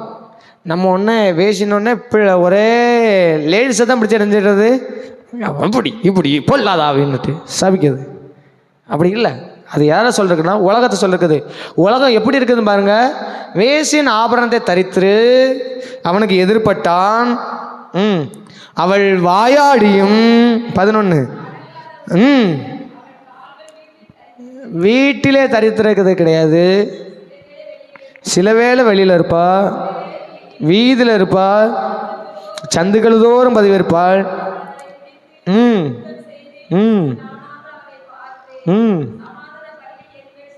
தோத்திரம். ஆமா, நெடுநாள் காத்திருந்தா நீ வருவ, உன்னை கப்புன்னு பிடிச்சிக்கலான்னு நினச்சிக்கிட்டே இருந்தேன், இன்னைக்கு தான் சமயம் கிடச்சிச்சு, தூக்கிட்டேன். உலகம் நம்மளை எப்போ இழுக்கலாம், ஒரு பிரித்தெடுக்கப்பட்ட ஒரு தேவ ஜனத்தை உலகம் என்ன செய்யுது, எப்படி இழுக்கலாம் அப்படின்னு சொல்லி வகை தேடிக்கொண்டே இருக்குது. அதான் வேத சொல்ல 1 பேதுரு 5:6 சொல்லப்படும், தெளிந்த புத்தி உள்ளாருங்கள், விழித்திருங்கள், ஏனெனில் உங்கள் எதிராளிய பிசாசானவன் யாரை எவனை விழுங்கலாம் என்று வகை தேடி சுற்றித்திருக்கிறான். பிசாசின் தந்திரங்கள் நமக்கு தெரியாதவைகள் அல்லவே. அல்லேலூயா. அப்போ உலகம் நமக்கு தெரியும், பிசாசு நம்மளை கவுக்கலாம், எப்படி கவுக்கலாம் அப்படின்னு சொல்லி வகை தேடி சுற்றிட்டு தான் தெரியும். உலகம் எப்போ டைம் கிடைக்கோ கேப்பில் கிட வெட்டலாம்னு சொல்லி என்ன செய்யுது, தெரியுது. அடுத்தால சேர்ந்து வாசிக்கலாமா? 16ஆம் வசனம், என் மஞ்சத்தை ரத்தின கம்பளங்களினாலும் எகிப்தின் சிங்காரித்தேன் சோத்திரம்.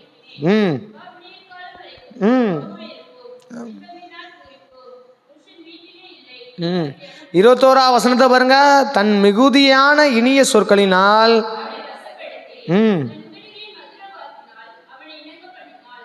அடிக்க கொண்டு போடும்படி மாட்டை போல அவன் போனான். ஆனால் அதுக்கு கீழே வசனம் சொல்லப்பட்டிருக்கிறது 23 பின்பகுதி, அவனுக்கு பின்னே போனான், அம்பு அவன் ஈரலை பிளந்தது. உலகத்துக்கு பின்பாக நம்ம ஓடணும்னா நிச்சயமாகவே அன்றைக்கு இஸ்ரவேல் ஜனங்கள் எப்படி வேதம் சொல்லுது, அவர்கள் கர்த்தருடைய கரத்தில் இருக்கும் பொழுதே கெட்டு போனார்கள். இன்னைக்கு நம்ம கெட்டு போகாதபடிக்கு கர்த்தர் நம்மளை பாதுகாத்துக்கொள்ள ஒரு வழி சொல்கிறார். நாம் என்ன செய்யக்கூடாது, உலகத்துக்கு பின்பாக சென்று விடக்கூடாது. அப்போஸ்தலன் பவுல் சொல்கிறார், நான் இதற்கு முன்பாக பாரம்பரியத்துக்காக வைராக்கியம் பாராட்டினேன், இப்பொழுது என்னை பிரித்தெடுத்த என் கிறிஸ்து இயேசுக்காக நான் வைராக்கியம் பாராட்டுகிறேன். அல்லேலூயா. அப்போ நம்ம விலகி இருக்கணும், வித்தியாசத்தை காட்டணும். அல்லேலூயா. அப்போ நம்ம ஆராய்ஞ்சு பார்க்கோமானா நம்ம என்னென்ன விஷயத்தெல்லாம் விலகி இருக்கணும் நிறைய இருக்குது.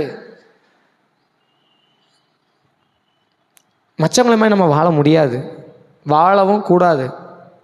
அந்த மண் குயவன் கையில் போனதுக்கப்புறம் அந்த மண் நினச்சா கூட திரும்ப அந்த மண்ணோட குய சேர முடியாது. கஷ்டமாக தான் இருக்கும். உலகத்தை விடும்பாரு, கஷ்டமாக தான் இருக்கும். ஆபிரகாமை கர்த்தர் அழைத்தார். ஆதியாகமம் 12ஆம் அதிகாரம் 1ஆம் வசனத்தில், நீ உன் தேசத்தையும் உன் இனத்தையும் உன் தகப்பன் வீட்டையும் விட்டு நான் உனக்கு காண்பிக்க தேசத்துக்கு போ அப்படி சொன்னார். நான் சொன்னேன் மிகவும் கஷ்டமாக தான் இருக்குது, வழி தெரியாது, எதுவுமே இல்லாத சொல்ல எல்லாவற்றையும் விட்டு. ஏன்னா சொந்த பந்தத்தோடு வளர்ந்துருப்போம். ஹல்லேலூயா. கல்யாணம் முடிஞ்சோடனே பெண் வீட்டுக்கு மாப்பிள்ளை வீட்டுக்கு பெண்ணை அழைச்சிட்டு போகும்போதில் அந்த காலத்தில், இப்போ அப்படி இல்லை, அந்த காலத்தில் நான் சின்ன பிள்ளையில நான் பார்த்துருக்கிறேன். பொண்ணு ஒரு பக்கம் ஓனாலும் பொண்ணோட அம்மா ஒரு பக்கம் ஓனாலும், எம்மா நான் ஒன்றை எப்படி விட்டுட்டு போவேன், இது வரைக்கும் உன் முந்தானே பிடிச்சிட்டே வந்துட்டேன், உன் மடியிலே படுத்துட்டேன், இப்போ நான் இன்னொரு வீட்டுக்கு போனோம், அங்கே என் சூழ்நிலை எப்படி இருக்குன்னு தெரியாது, அங்கே என்ன எப்படி நடத்துவாங்கன்னு தெரியாது, அப்படியே வாழ்ந்துட்டேன். இப்போ அப்படி கிடையாது. இப்போ வந்து ரெபேக்கால் மாதிரி நான் யோசித்தேன். ஆக்சுவலாக இது நான் யோசித்தேன். ஈசாக்குக்கு பொண்ணு பார்க்க போயாச்சு. அங்கே போனதுக்கப்புறமா அங்கே கேட்குறாங்க, எம்மா இப்படி உன்னை பொண்ணு கேட்க வராங்க. சரி பொண்ணோட வாய்ப்பறப்ப கேட்ட உடனே அம்மா வேதம் சொல்லிடுது. அவன் என்ன செய்யலை, ஒரு வார்த்தையும் பேசலை. எடா என்ன விட்டுருங்கடா. நான் யோசித்து பார்த்தது, அத்தாடி இத்தனை வருஷமாக உன் குடும்பத்துக்கு போய்ட்டு என்ன விட்டுருங்க நான் போயிருதுன்னு சொன்ன மாதிரி எதிர் பேசவே இல்லையா. விட்டோன்னு கிளம்பி போயிட்டலாம். அம்மாவுக்கு ஒரு கும்பிடு. ஆமாம் புரியலைன்னு நினைக்கிறேன். ரெபேக்கால் என்ன பண்ணலாம், எதிர் பேசவே இல்லை. அத்தாடி என்ன விட்டுருங்கடா, இவ்வளோ நாள் உங்கள் வீட்டிலேருந்து ஒட்டகத்துக்கும் தண்ணி ஊற்றல தான் போனோம், அங்கே தண்ணி ஊற்றலான்னு போயிட்டாள். அல்லேலூயா. அதே மாதிரி இப்போ வந்து கல்யாணத்துக்குனாலே அம்மா டாட்டா போட்டோம், பாய் பாய் see you, அவ்வளோதான், சரி நான் நாளைக்கு வீட்டெல்லாம் கூட வரேன் அப்படின்றாங்க. ஆனால் அந்த காலத்தில் நான் சின்ன பிள்ளைல என்னதாங்க, அம்மா பொண்ணு, அதுக்கப்புறம் அம்மாவும் அண்ணன் வீட்டில் அண்ணனும் தங்கச்சியும் வெட்டு குத்து நடந்திருக்கோம். ஆனால் கல்யாணம் முடிஞ்சு போகிற நேரத்தில் பார்த்தீங்க அப்படின்னா பாசமெல்லாம் அளவில்லாமல் பொழியும். அல்லேலூயா. குடும்பமாக சேர்ந்தாலும் அல்லேலூயா. ஆனால் பொண்ணோட அப்பா மட்டும் தோலை துண்டு விட்டுருவார், எப்பாடா நம்மளை பிடிச்சது ஓடிட்டு அப்படின்னு சொல்லிட்டு. அல்லேலூயா. ஆமாம் இல்லை, பொண்ணோட அப்பா மட்டும் தலையில் துண்டு போட்டுருப்பார், என்னையே இந்த பாடுபடுத்திட்டா இனி அவனை என்ன பாடுபடுத்த போகிறாரோ. அல்லேலூயா. அப்போ எதுவுமே இல்லாமல் ஒரு போகிற நேரத்தில் ஒரு மிகப்பெரிய கலக்கம் நமக்கு வாடுதுன்னு தான் உண்மைதான். அப்போ ஒரு நிபந்தனை வரும்போச்சில் நம்முடைய வாழ்க்கையில் கலக்கம் வரும், கஷ்டமாக இருக்கும், வேதனையாக இருக்கும், டக்குன்னு செய்ய முடியாது. ஏன்னா ஆண்டவர் சொல்கிறாரு, நீ உன் இனத்தை விடணும், தகப்பன் வீட்டை விடணும். இன்றைக்கி பிள்ளைங்கிட்ட கேட்டு பாருங்களேன், புருஷனை பற்றி எவ்வளோ திட்டினாலும் சரி தான், மனைவி கேட்டுகிட்டே இருப்பாப்புல. புருஷனோட அம்மாவை புருஷங்காரனே தான் அப்பாவை திட்டினா அப்படிம்பாங்க. ஆனால் அவ எப்போ உங்கள் அப்பா என்ன பண்ணா சொன்னால் போதான் வீடு ரெண்டாக விளந்துடும். எத்தனை பேரை ஏற்றுக்கொள்கிறீங்க புரியலைன்னு நினைக்கிறேன். இல்லை, கல்யாணம் ஆகி மாமியார்கிட்ட போனதுக்கப்புறமா மனைவி சொல்லுவாப்புல, உங்கள் அப்பா என்ன பண்ணாரு தெரியுமா, உங்கள் அம்மா என்ன பண்ணாரு தெரியுமா, இன்றைக்கி என்ன நடந்துன்னு உங்களுக்கு தெரியுமா, நான் காப்பி போட போனேன், உங்கள் அம்மா சீனிலன்னு சொல்லிட்டாப்புல, எப்போ பார்த்தாலும் என்ன காப்பி தான் குடிக்கன்னு சொல்லிட்டாப்புல அப்படின்னு சொல்லிட்டு, ஒன்று உங்கள் அம்மாவும் அத்தாவும் இருக்கணும், அப்படின்ட்டு நம்ம இருக்கணும், ரெண்டில் ஒன்று நடக்கணும் அப்படின்னு சொல்லும் போதில் புருஷங்காரங்க வேறு வழியே கிடையாது, அடிக்கப்பட ஆடை போல நம்மளால் இருக்கணும். சரிம்மா சரிம்மா சரிம்மா அப்படின்ட்டு. ஆனால் இதே இது மனைவிட்ட புருஷன் திரும்பி, உங்கள் அம்மா என்ன பண்ணாங்க தெரியுமா, அன்னைக்கு அப்படி பேசினாவ, எங்கள் அம்மா பார்த்து நீங்கள் எப்படி பேசலாம், புரியலைன்னு சரி புரிஞ்சதுக்கப்புறம் தோத்துறோம்.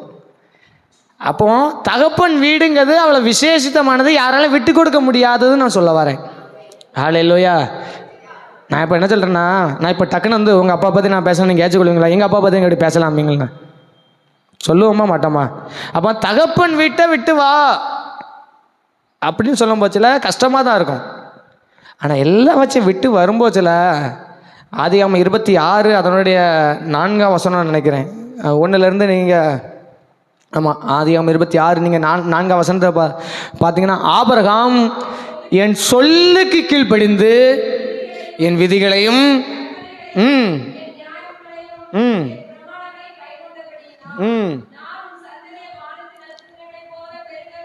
ஆமென். யாவையும் தருவேன். நீங்க பிரித்தெடுக்கப்பட்ட வாழ்க்கை வாழ்ந்துட்டீங்கன்னா உங்க சந்ததியை கர்த்தர் ஆசீர்வதிப்பா. உங்க சந்ததி ஆசீர்வதிக்கப்படும். உங்க பிள்ளைங்க ஆசீர்வாதமா இருப்பாங்க. கட்டளை வரும்போது கஷ்டமா தான் இருக்கும், ஆனா அது முடிவு மகிமை. இன்னைக்கு நம்ம சொல்றோம், என் தேவன் யாருன்னா அவர் ஆபிரகாமுக்கு தேவனா இருந்தார், அவர் ஈசாக்கு தேவனா இருந்தால் இன்னைக்கு எனக்கும் தேவனா இருக்கிறார். காரணம் என்ன தெரியுமா? பிரித்தெடுக்கப்பட்டு தேவனுக்காக பிரித்தெடுக்கப்பட்ட வாழ்க்கை வாழ்ந்த ஒருவனால் அவன் மூலமா சந்ததி ஆசீர்வதிக்கப்பட்டது. ஹல்லேலூயா. இன்னைக்கு அநேக பாரம்பரியங்களை விட்டு கர்த்தர் வெளியே வாம்பாரு, விக்கிராரனை விட்டு வெளியே வாம்பாரு, ஞாயிற்றுக்கிழமை கல்யாண வீட்டுக்கு நீ போவாதான் பாரு, சடங்கு வீட்டுக்கு போவாத, மாமா கூப்பிட்டா மச்சான் கூப்பிட்டான்னு சொன்னாலும் நீ போவாதான் பாரு. மச்சான் நம்ப சொல்ல, மச்சான் ஐ லவ் யூ. ஆமாம், தப்பான வாங்க, நான் உன்னை நேசிக்கிறேன். வாரத்தில் 7 நாள் அதில் 6 நாள் நீ கல்யாணம் வை, நான் வாரேன். நீ கூப்பிட்ட எதுக்காக என்ன செய்தேன்? பத்திரிக்கைக்காக வாரேன், மொய்ய செய்து பாயாசத்தை. ஆனால் சண்டே உனக்கும் எனக்கும் சண்டே வந்தாலும் சரிதான், நான் சர்ச்சுக்கு தான் போவேன்னு சொல்லி பாருங்க. திரும்ப உங்களை அழைக்கும் போதில் நீங்கள் சர்ச்சுக்கு போயிட்டு வாங்கன்னு அவங்களே சொல்லிடுவாங்க. அல்லேலூயா.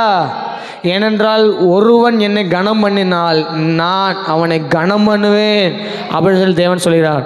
அதான் வேதம் சொல்கிறது, ரோமர் 12:3, நீங்கள் உலகத்துக்கு ஒத்த வேஷம் தெரியாமல் இருப்பீர்களானால். அல்லேலூயா.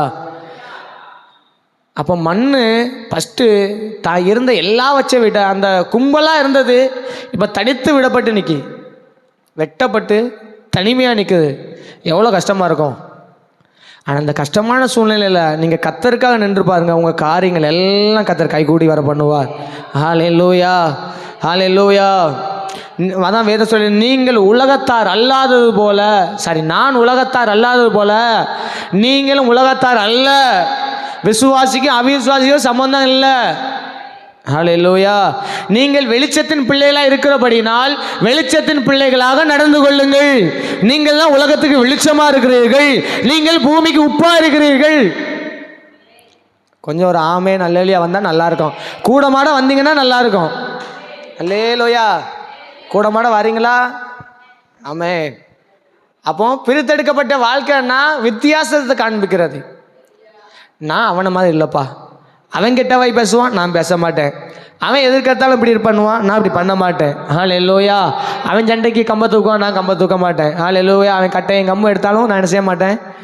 அவன் 4 வார்த்தை பேசினான்னா நான் 8 வார்த்தை என்ன செய்ய மாட்டேன், பேச மாட்டேன். அவன் பரீட்சையில் காப்பி அடிக்கிறான்னா நான் என்ன செய்ய மாட்டேன். ஆமாம், யூத்து பிள்ளையில இருக்காப்புல, நாளைக்கு எக்ஸாம் வேறு சொல்லியிருக்காப்புல, சேர்த்து சொல்லுவோம். அல்லேலூயா. ஆமாம், அந்த அக்கா பள்ளிக்கூடத்துக்கு லேட்டாக போகிறாப்புல, அந்த அக்கா மட்டும் சர்ச்சுக்கு லேட்டாக வராப்புலங்கனால நான் அப்படி வாழ முடியாது. ஏனென்றால் நான் அலங்காரமான பாத்திரமாய் அவருடைய கருத்தில் இருக்கிறேன். ஹல்லேலூயா. ஒரு பானை வணைஞ்சிட்டு இருக்கும் போச்சுல, நல்ல ஒரு பானை வணைஞ்சிட்டு இருக்காங்க. அந்த டைமில் எதுவுமே உருவாக்கப்படாத மண்ணை தூக்கி அள்ளி போட்டோம்னா எப்படி போயிடும்? கெட்டு போயிடும். நம்ம பாசை சொன்னோம்னா நாசமாக போயிடும். ஹல்லேலூயா. அதான் வேதம் சொல்லிடுறது, செத்த ஈக்கள் பரிமள தைலத்தை நாரப்பணும்.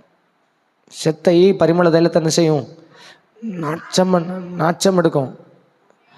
நம்ம அப்படிப்பட்டவளாக இருந்து விடக்கூடாது. நம்ம அலங்காரமான கிரீடமாக இருக்கிறோம், தேவனுடைய கருத்தில் இருக்கிறோம், அவருக்காக வாசனை வீசுகிறவராக இருக்கணும். நம் மூலமாக கிறிஸ்துவின் வாசனை எங்கும் வீசப்பட வேண்டும். அதுதான் ஒரு பிரித்தெடுக்கப்பட்ட வாழ்க்கையின் அடையாளமே, அதுதான். அல்லேலூயா. பாயிண்ட்டுக்கே 1 மணி நேரம் ஆயிடுச்சு. அல்லேலூயா. மத்தேயு 7ஆம் அதிகாரம் அதனுடைய 13-14. மத்தேயு 7:13-14.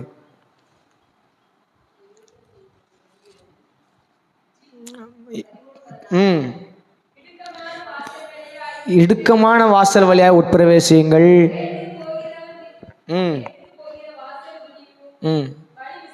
விசாலமாக இருக்கிறது. அநேகர் நெருக்கமாக இருக்கிறது. ஹல்லேலூயா. நாம் அந்த சில்லருங்க கூட்டத்தில் வந்துடணும். ஹல்லேலூயா. ஜீவனுக்கு எப்படியாவது பேரணும். ஹல்லேலூயா. நீதிமொழியில் வாஸ்தவம்ல உலகம் கூப்பிடுது. எப்படி கூப்பிடுது? உனக்கு நான் கந்த வர்க்கத்தை வச்சிருக்கிறேன், வெள்ளிப்பழத்தை வச்சிருக்கிறேன், அலங்கழிச்சு சிங்காரிச்சு வச்சிருக்கிறேன் அப்படின்னு கூப்பிடுது. ஆனால் கர்த்தர் ஒரு நாள் அப்படி கூப்பிட மாட்டார். கர்த்தர் ஒரு நாளும் நம்மளை பிரியப்படுத்துகிற மாதிரி கூப்பிட மாட்டார். அவர் விரும்புகிறபடி நம்ம அழைக்கிற தேவன். ஹல்லேலூயா. அவர் கூப்பிடும் போச்சில் நமக்கு இதமெல்லாம் குழு குழுலாம் இருக்காது. ஆனால் உலகம் கூப்பிடும் போச்சில் செல்லு கூப்பிடும், வா என்ன தடவு, வா என்ன தடவு, வா ரீல்ஸ் பாரு, கூட 4 பாரு, கூட 4 வீடியோ பாரு, நம்ம வாட்ஸ்அப்பில் ஸ்டேட்டஸை பாரு, 4 பேருக்கு மெசேஜ் பண்ணு, நேரம் இருக்குல்ல 4 பேருக்கு ஃபோன் அடித்து பேசுன்னு சொல்லிட்டு கலர் கலராக கூப்பிடும். ஆனால் ஆண்டவர் எப்படி கூப்பிடுவாருன்னா, வா என் சமூகத்தில் காத்துரு, ஜோம் பண்ணு, காத்துரு. ஹல்லேலூயா. தேசத்துக்காக கண்ணீர் வடி, தேசத்துக்காக அழுது புலம்பு. என் ஜனம் அழிந்து கொண்டு இருக்குது, என் ஜனம் தாகத்தோடு நிற்குது. இவர்களை தேய்ச்சிக்கிறவர் யார், இவர்களை ஆட்சிக்கிறவர் யார், இவர்களை ஜீவனுக்கு நேராக நடத்துகிறவர் யார் என்று அவர் கண்ணீரோடே தான் அழைப்பார். ஆனால் அதன் முடிவு என்ன தெரியுமா? நித்திய ஜீவனை நமக்கு தருவார். ஹல்லேலூயா. நாம் தேவனுடைய கரத்தில் மகிமையுள்ள பாத்திரமாக இருக்கிறோம். மகிமையானவர்களை நாம் நினைக்க வேண்டும். ஹல்லேலூயா. நம்ம பிரித்தெடுக்கப்பட்ட வாழ்க்கை வாழ்ந்தாகணும். எல்லாரும் பண்ணுற மாதிரி நம்ம பண்ண முடியாது, எல்லாரும் போகிற மாதிரி போக முடியாது. ஹல்லேலூயா. எல்லா வண்டி பைபாஸ் ரோட்டில் போகுதுன்னு நடந்து போகிற நம்மளும் நடு ரோட்டில் நடந்து போக முடியுமா? சொல்லுங்களேன். எல்லா வண்டியும் பைபாஸில் வேகமாக போகுது, நடு ரோட்டில் போகுதுன்னு நடந்து போகிற நம்மளும் போக முடியாது, போக முடியாது. அதே மாதிரி தான் எல்லாரும் பண்ணுறாங்கன்னு சொல்கிற விஷயத்த நம்மளாம் என்ன செய்ய முடியாது, பண்ண முடியாது, பண்ணவும் கூடாது. அப்போ அந்த மண் பாண்டமாக உருவாக்கப்படுறதுக்கு முன்பாக ஒரு சோதனை கடந்து வந்திருக்குது. என்ன சோதனை அப்படின்னா, அது வெட்டி எடுக்கப்பட்டிருக்குது. அது மற்ற மண்ணிலிருந்து பிரித்தெடுக்கப்பட்டிருக்கு. அதான் நான் முதல்ல சொன்னேன், நீங்கள் மற்றவர்களை போல் அல்ல, நீங்கள் விசேஷித்தமானவர்கள். நீங்கள் மற்றவர்களை போல் அல்ல, நீங்கள் வேறு பிரிக்கப்பட்டவர்கள். அல்ல அதே தான் ஆண்டவர் சொன்னார், நீங்கள் வேறு பிரிக்கப்பட்டவர்கள், அதற்கு ஏற்ற பிரகாரமாக நடந்து கொள்ளுங்கள். நீங்கள் வெளிச்சத்தின் பிள்ளைகளாக இருக்கனால வெளிச்சத்தின் பிள்ளைகளாக செஞ்சுக்கோங்க, நடந்து கொள்ளுங்க. இடுக்கமான வாசல் வழியாக பிரவேசிக்கிறவர்கள் பாக்கியவான்கள். சார் நம்பர் 2, 12 மணிக்கெலாம் முடிக்க பிரயாசப்படும், கர்த்தர் நல்லவர். நம்பர் 2, முதல்ல அந்த மண் என்ன செய்யும், வெட்டி எடுக்கப்படும். 2வது, வெட்டி கொண்டு வந்த மண் எப்படி இருக்குன்னா, கட்டி கட்டியாக இருக்கும். எப்படி இருக்கும்? கட்டி கட்டியாக இருக்கும். அது என்ன பண்ணுன்னா, உடைப்பார். முதல்ல சொல்லுங்கள், முதல்ல வெட்டி எடுக்கப்படும், 2வது உடைக்கப்படும். ஆண்டவர் திட்டத்துக்கு வந்ததுக்கு அப்புறமா நிச்சயமாக நான் உடைக்கப்படலைன்னு சொன்னீங்கன்னா நீங்கள் சரியாக வெட்டி எடுக்கப்படலைன்னு அர்த்தம். ஹல்லேலூயா. கர்த்தர் உடைப்பார். ஏன்னா உடைஞ்சாதான் உருவாக்கப்பட முடியும். பெரிய பெரிய கட்டியை வச்சு நம்ம என்ன பண்ண முடியும்? ஹல்லேலூயா. ஆமாம், கொயவன் என்ன செய்வார்னா, பெரிய பெரிய கட்டியெல்லாம் வெட்டி வெட்டி கொண்டு வந்து வச்சுட்டு அதை கட்டையை வச்சு என்ன செய்வார், நல்லா அடிப்பார். நல்லா தலைக்கு மேலே பொத்து பொத்து பொத்து பொத்து பொத்து பொத்துன்னு மொத்துன்னு மொத்துவார். அது எப்படி மாறும்னா, தூளாக மாறும். சொல்லுங்கள், தூளாக மாறும். அதில் அடையாளமே தெரியாமல் போயிடுவோம். அடையாளமே தெரியாது. இந்த கட்டியா அப்படி இருக்குது, அடையாளமே தெரியாது. லேலுயா. உடைப்பார். நீதிமான் என்னை கொட்டுவது நல்லது. ஹல்லேலூயா. சங்கீதம் 119:71 இப்படியா சங்கீதக்காரன் சாதித்தார், நான் உபத்திரவப்பட்டது எனக்கு நல்லது.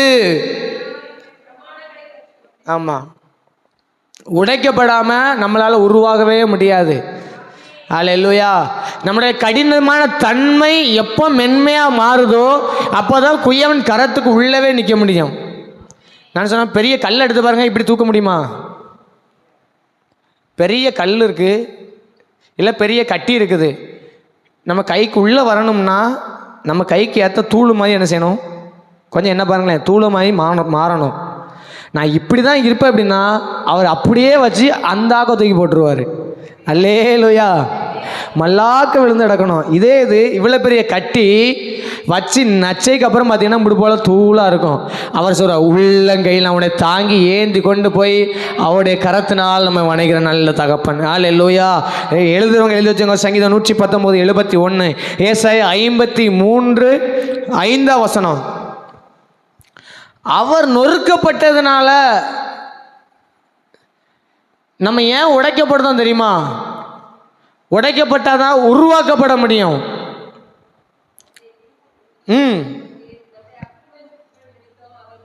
நொறுக்கப்பட்டார் வந்தது அவருடைய தழும்புகளாலே குணமாயிரும். ஒரே ஒரு ரகசியம் இதுதான். நீங்கள் எவ்வளோக்கு எவ்வளோ உடைக்கப்படுறீங்களோ அவ்வளோக்கு தழும்புகளை உங்கள் வாழ்க்கையில் நீங்கள் பார்த்துருப்பீங்க.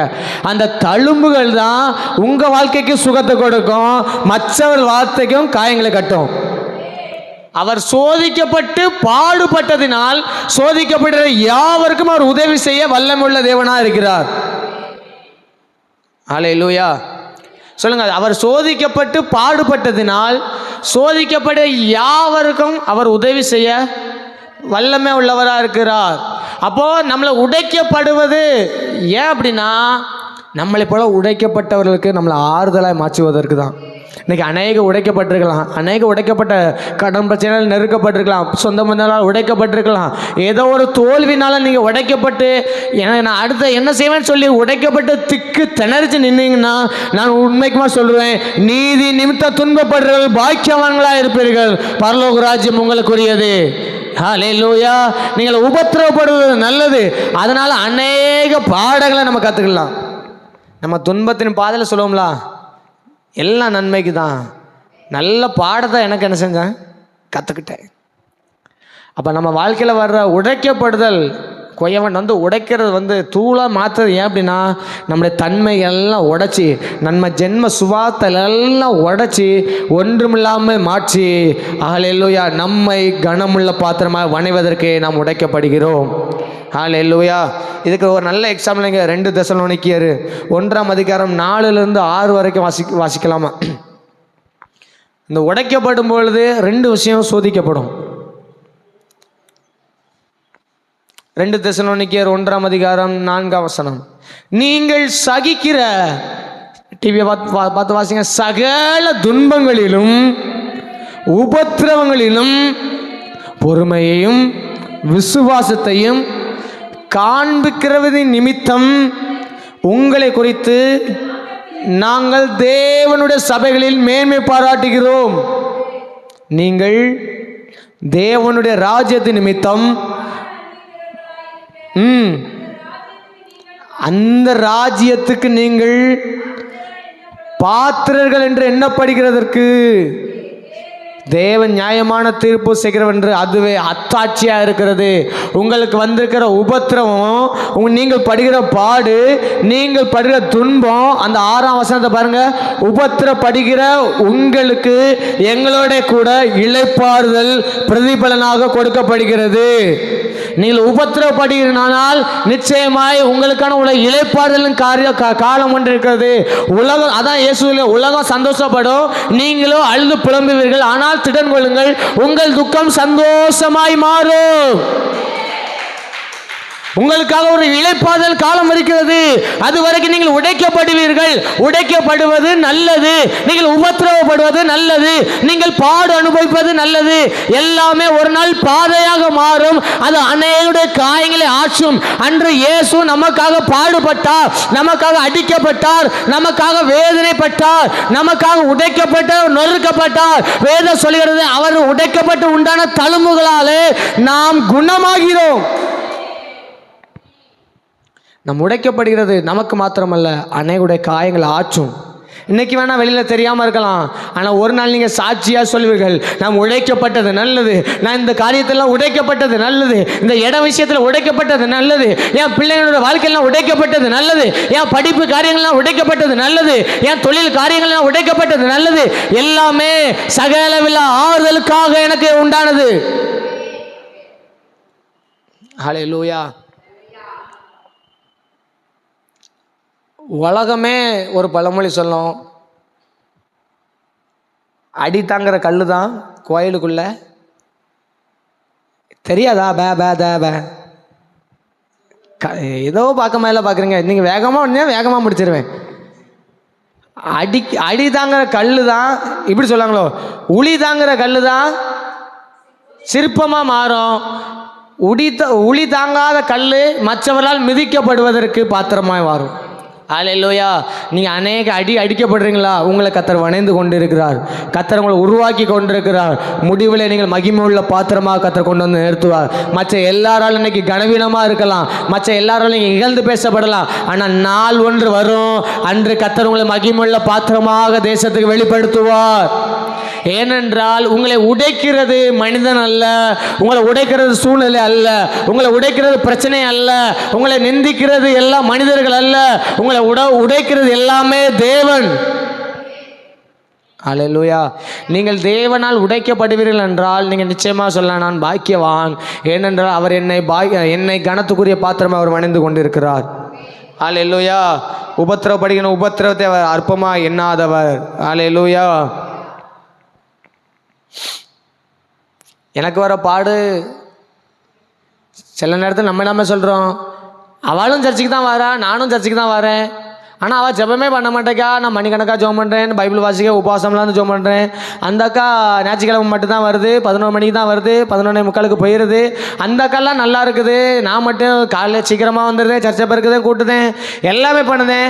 ஆனால் எனக்கு மட்டும் ஏன் உபத்திரவம்னா, என்னை மட்டும் ஏன் ஆண்டு மாறி மாறி சோதிக்காருன்னா, ஒரே ஒரு ரகசியம், அவங்கள அடித்தா அவங்க தெரிச்சிருவாங்க. அல்லேலூயா. அல்லேலூயா. உடைக்கப்படும் போது பார்த்துருக்கீங்களா? அநேக கல்லுலாம் செதஞ்சு போயிடும். இவ்வளோ பெரிய கட்டி இருக்கும். அல்லேலூயா.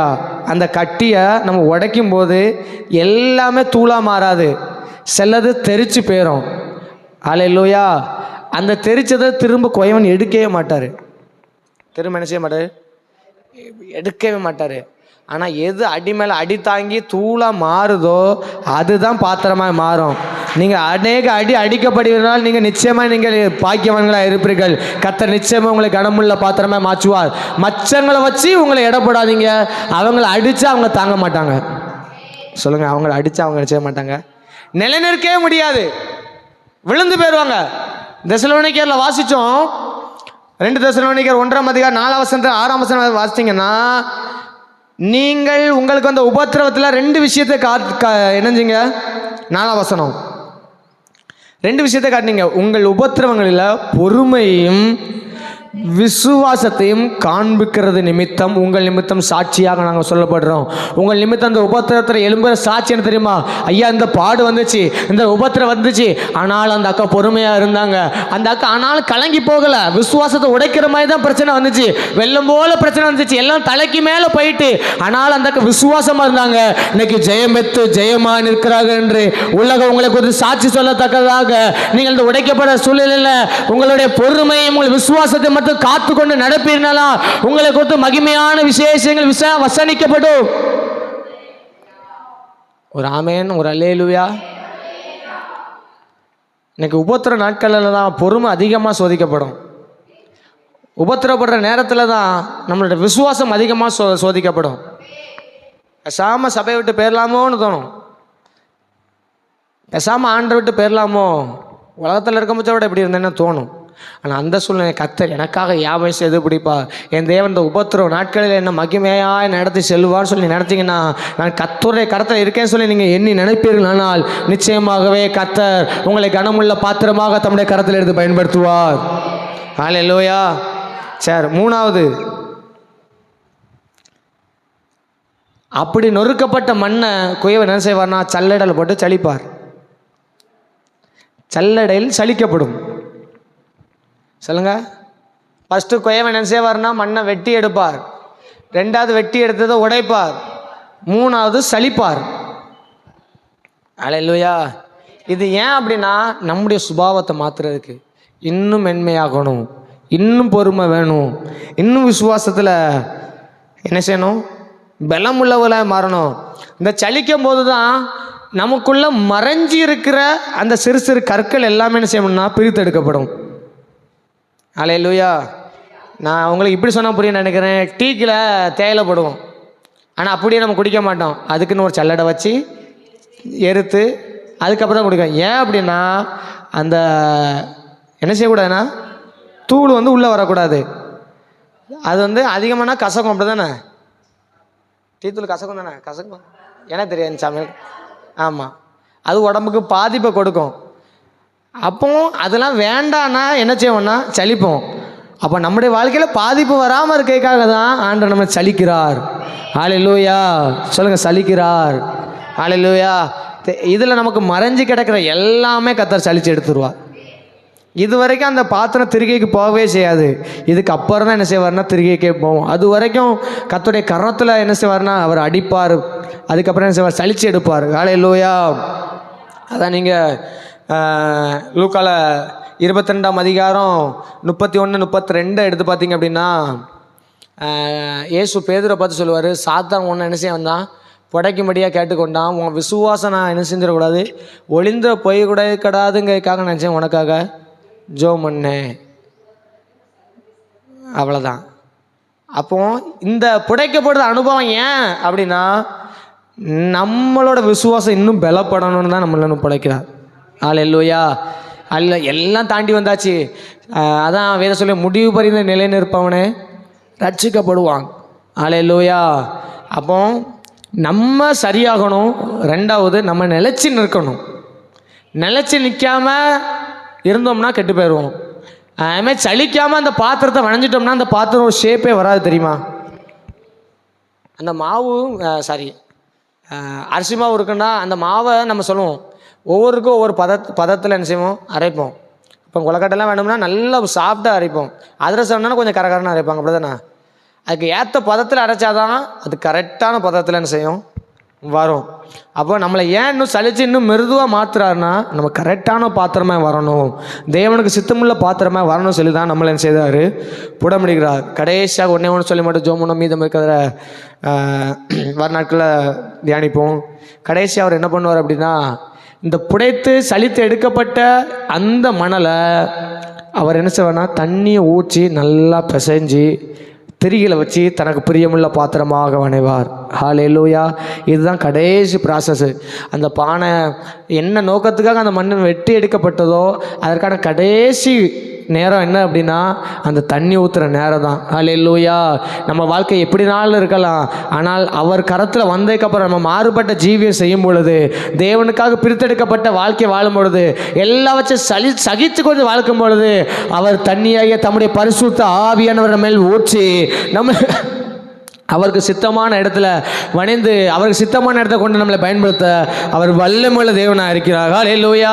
அவர் நம்ம அந்த தண்ணி ஊற்றி பனைதை எதுக்கு அடையாளமாக இருக்கணும், அவருடைய அபிஷேக தைலத்துக்கு அடையாளமாக இருக்கிறது. ஹல்லேலூயா. எப்போ நீங்கள் பயன்படும் பாத்திரமாக மாறுவீங்க தெரியுமா? எப்போ உங்கள் மேலே அபிஷேக தைலம் ஊற்றுதோ அப்போ தான் நீங்கள் பயன்படும் பாத்திரமாக மாறுவீங்க. தாவீதை கர்த்தர் அபிஷேகித்த பின்பு தான் அவன் ராஜாக்கு முன்பாக நிற்கப்பட்டான், அவன் கோலியாத்துக்கு முன்பாக நிற்கப்பட்டான். அது வரைக்கும் அவனோட தெரியாது. ஆனால் அவன் எப்பொழுது அவன் அபிஷேகம் பண்ணப்பட்டானோ அவன் ஒருவன் இருக்கிறான், அவன் வாசிப்பதில் தேறினவன், அவன் வாசிக்க சத்துரு விலகி ஓடுவான். அவன் தான் கோலியாத்தை எதிர்த்தான், அவன் தான் ராஜாவாய் மாறினான், அவன் தான் தேவனுடைய இருதயத்துக்கு ஏற்றவனாய் மாறினான். உங்கள் மேல் பரிசுத்த ஆவியானவர் இருப்பாரானால் அவருடைய வழிநடத்தலின்படி நீங்கள் செய்வீர்களானால் கர்த்தர் தம்முடைய இருதயத்துக்கு ஏற்றவனாக உங்களை தெரிந்து கொண்டு உங்களை தம்முடைய கரத்தில் உள்ள விலையேறப்பட்ட பாத்திரமாக எடுத்து பயன்படுத்த வல்லமையுள்ள தேவனாக இருக்கிறார். அல்லேலூயா. ஒன்னே ஒண்ணுதான், நான் விரும்புகிற பாத்திரமே அல்ல, என் தேவன் விரும்புகிற பாத்திரமாக நான் என்ன அர்ப்பணிக்கிறேன். அல்லேலூயா. எல்லாரும் முழங்கால் படிப்போம், ஜெபம் பண்ண போகிறோம், கொஞ்சம் அர்ப்பணிக்க போகிறோம். ஆண்டவரே, நான் தேவனுடைய கரத்தில் இருக்கிற பாத்திரம். சொல்லுங்கள், நான் தேவன் கரத்தில் தேவனால் உண்டாக்கப்பட்ட பாத்திரம். ஆண்டவரே, வெறும் மண்ணை எடுத்து என்னை உடைச்சது உண்மைதான், என்னை நொறுக்குனது உண்மைதான், என்னை வெட்டி எடுத்தது உண்மைதான், என்னை சலித்தது உண்மைதான், ஆனால் கடைசியில் என்னை அபிஷேகம் பண்ணினது உண்மைதான். ஹல்லேலூயா. சொல்லுங்கள், ஆண்டவரே, நான் உலகத்துக்கு ஒத்த வேஷம் தரிக்க மாட்டேன். ஆண்டவரே, சொல்லுங்கள், நான் உலகத்துக்கு ஒத்த வேஷம் தரிக்க மாட்டேன். ஆண்டவரே, உம்முடைய கரம் எப்படிப்பட்ட கரம் என்பதை நான் அறிந்து கொண்ட ஆண்டவரே. நீர் எப்படிப்பட்டவர், நீர் என்னை உருவாக்குற தேவனாக இருக்கிறீங்க ஆண்டவரே. எந்த சூழ்நிலையில் என்னை உருவாக்குனீர் வல்லமையுள்ள தேவனாக இருக்கிற ஆண்டவரே. ஆண்டவரே சொல்லுங்க வாயை தான் சொல்லுங்க. ஆண்டவரே என்னை உருவாக்குகிற தேவ ஆண்டவரே, உம்முடைய கரம் என்னை உருவாக்குகிற கரமாக இருக்கிறது. என்னை தாங்குகிற கரம், எனக்கு தயவு செய்கிற கரம், என்னை உடைத்து உருவாக்குற கரமாக இருக்கிறது. என்னை ரட்சிக்கிற கரம், எனக்காக யாவை செய்து முடிக்கிற கரமாக இருக்கிறது ஆண்டவரே. என்னை நீர் அலங்காரமான கிரீடமாக என்னை வணந்திருக்கிறீங்க.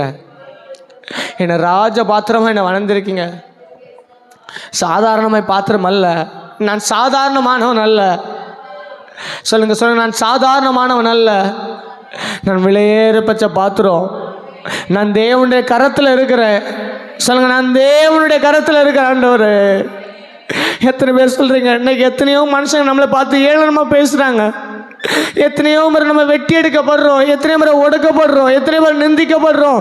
ஊழியத்தின் பாதையில் எவ்வளோ கஷ்டங்களை கடந்து வர்றோம். எல்லாமே நன்மைக்கு, எல்லாமே நன்மைக்கு. சோதனை சகிக்கிற மனுஷன் பாக்கியவா, சோதனை சகிக்கிற மனுஷன் பாக்கியவா. ரகபாலா கொஞ்சம் விட்டு கொடுத்து சத்தம் உயர்த்து தேவனை நோக்கி மனதார ஜெபம் பண்ணுங்க. ஆண்டவரே, நான் உபத்திரப்பட்டது நல்லது ஆண்டவரே, நான் உடைக்கப்பட்டது நல்லது ஆண்டவரே. உம்முடைய கரம் என்னை வணங்குகிறது. குயவன் நீங்க ஆண்டவரே. உம்முடைய கரம் என்னை உருவாக்குகிறது. நான் உம்முடைய கரத்தினால் உருவாக்கப்பட்ட கிரியையா இருக்கிறேன். நான் உம்முடைய கரத்தினால் உருவாக்கப்பட்ட கிரியையா இருக்கிறேன் ஆண்டவரே. கிரியையா இருக்கிற ஆண்டவரே, நம்முடைய கரத்தில் இருக்கிற பாத்திரம் ஆண்டவரே. சொல்லுங்க ஆண்டவரே, நான் கெட்டு பெறக்கூடாதுப்பா. எரேமியாவை பார்த்து ஆண்டவர் இப்படியா சொல்லுகிறார், என் கரத்தில் இருந்த பாத்திரம் கெட்டு போயிடுச்சு, ஆனால் திரும்ப நான் வனேசித்தமாக இருக்கிறேன். சொல்லுங்க ஆண்டவரே, நம்முடைய கரத்தில் இருக்கிறேன். நானும் என் பிள்ளைங்களை ஒருபோதும் கெட்டு பெறக்கூடாதுப்பா. உமக்கு பிரியமானது எனக்கு கட்சித்தாங்க ஆண்டவரே. உமக்கு பிரியமானதை செய்ய எனக்கு கட்சி தாரும் தெய்வமே. உமக்கு பிரியமானதை செய்ய எனக்கு கற்று தாரும் தெய்வமே. நீரே என் தேவன், நல்ல பரிசுத்த ஆவியானவர் செம்மையான வழியிலே நடத்த வேண்டுமே. செம்மையான வழியிலே நடத்த வேண்டுமே. மேக ஸ்தம்பமே, அக்கினி ஸ்தம்பமே, தேற்றும் தெய்வமே, துணையாளரே. மேக ஸ்தம்பமே, அக்கினி ஸ்தம்பமே, தேற்றும் தெய்வமே, துணையாளரே. உம்மை நோக்கி என் கைகளை உயர்த்தி மகிழ்கின்றேனையா. உம்மை நோக்கி என் கைகளை உயர்த்தி மகிழ்கின்றேனையா. நீ தவிப்பது போல், வறண்ட நிலம் தவிப்பது போல், என் ஆன்மா உமக்காக ஒவ்வொரு நாளும் ஏங்கி ஏங்கி ஏங்கி ஏங்கி. சொல்லுங்க, எனது ஏக்கமே, எனது ஏக்கமே, எனது பிரியமே, எனது பாசமே, எனது ஆசையே, எனது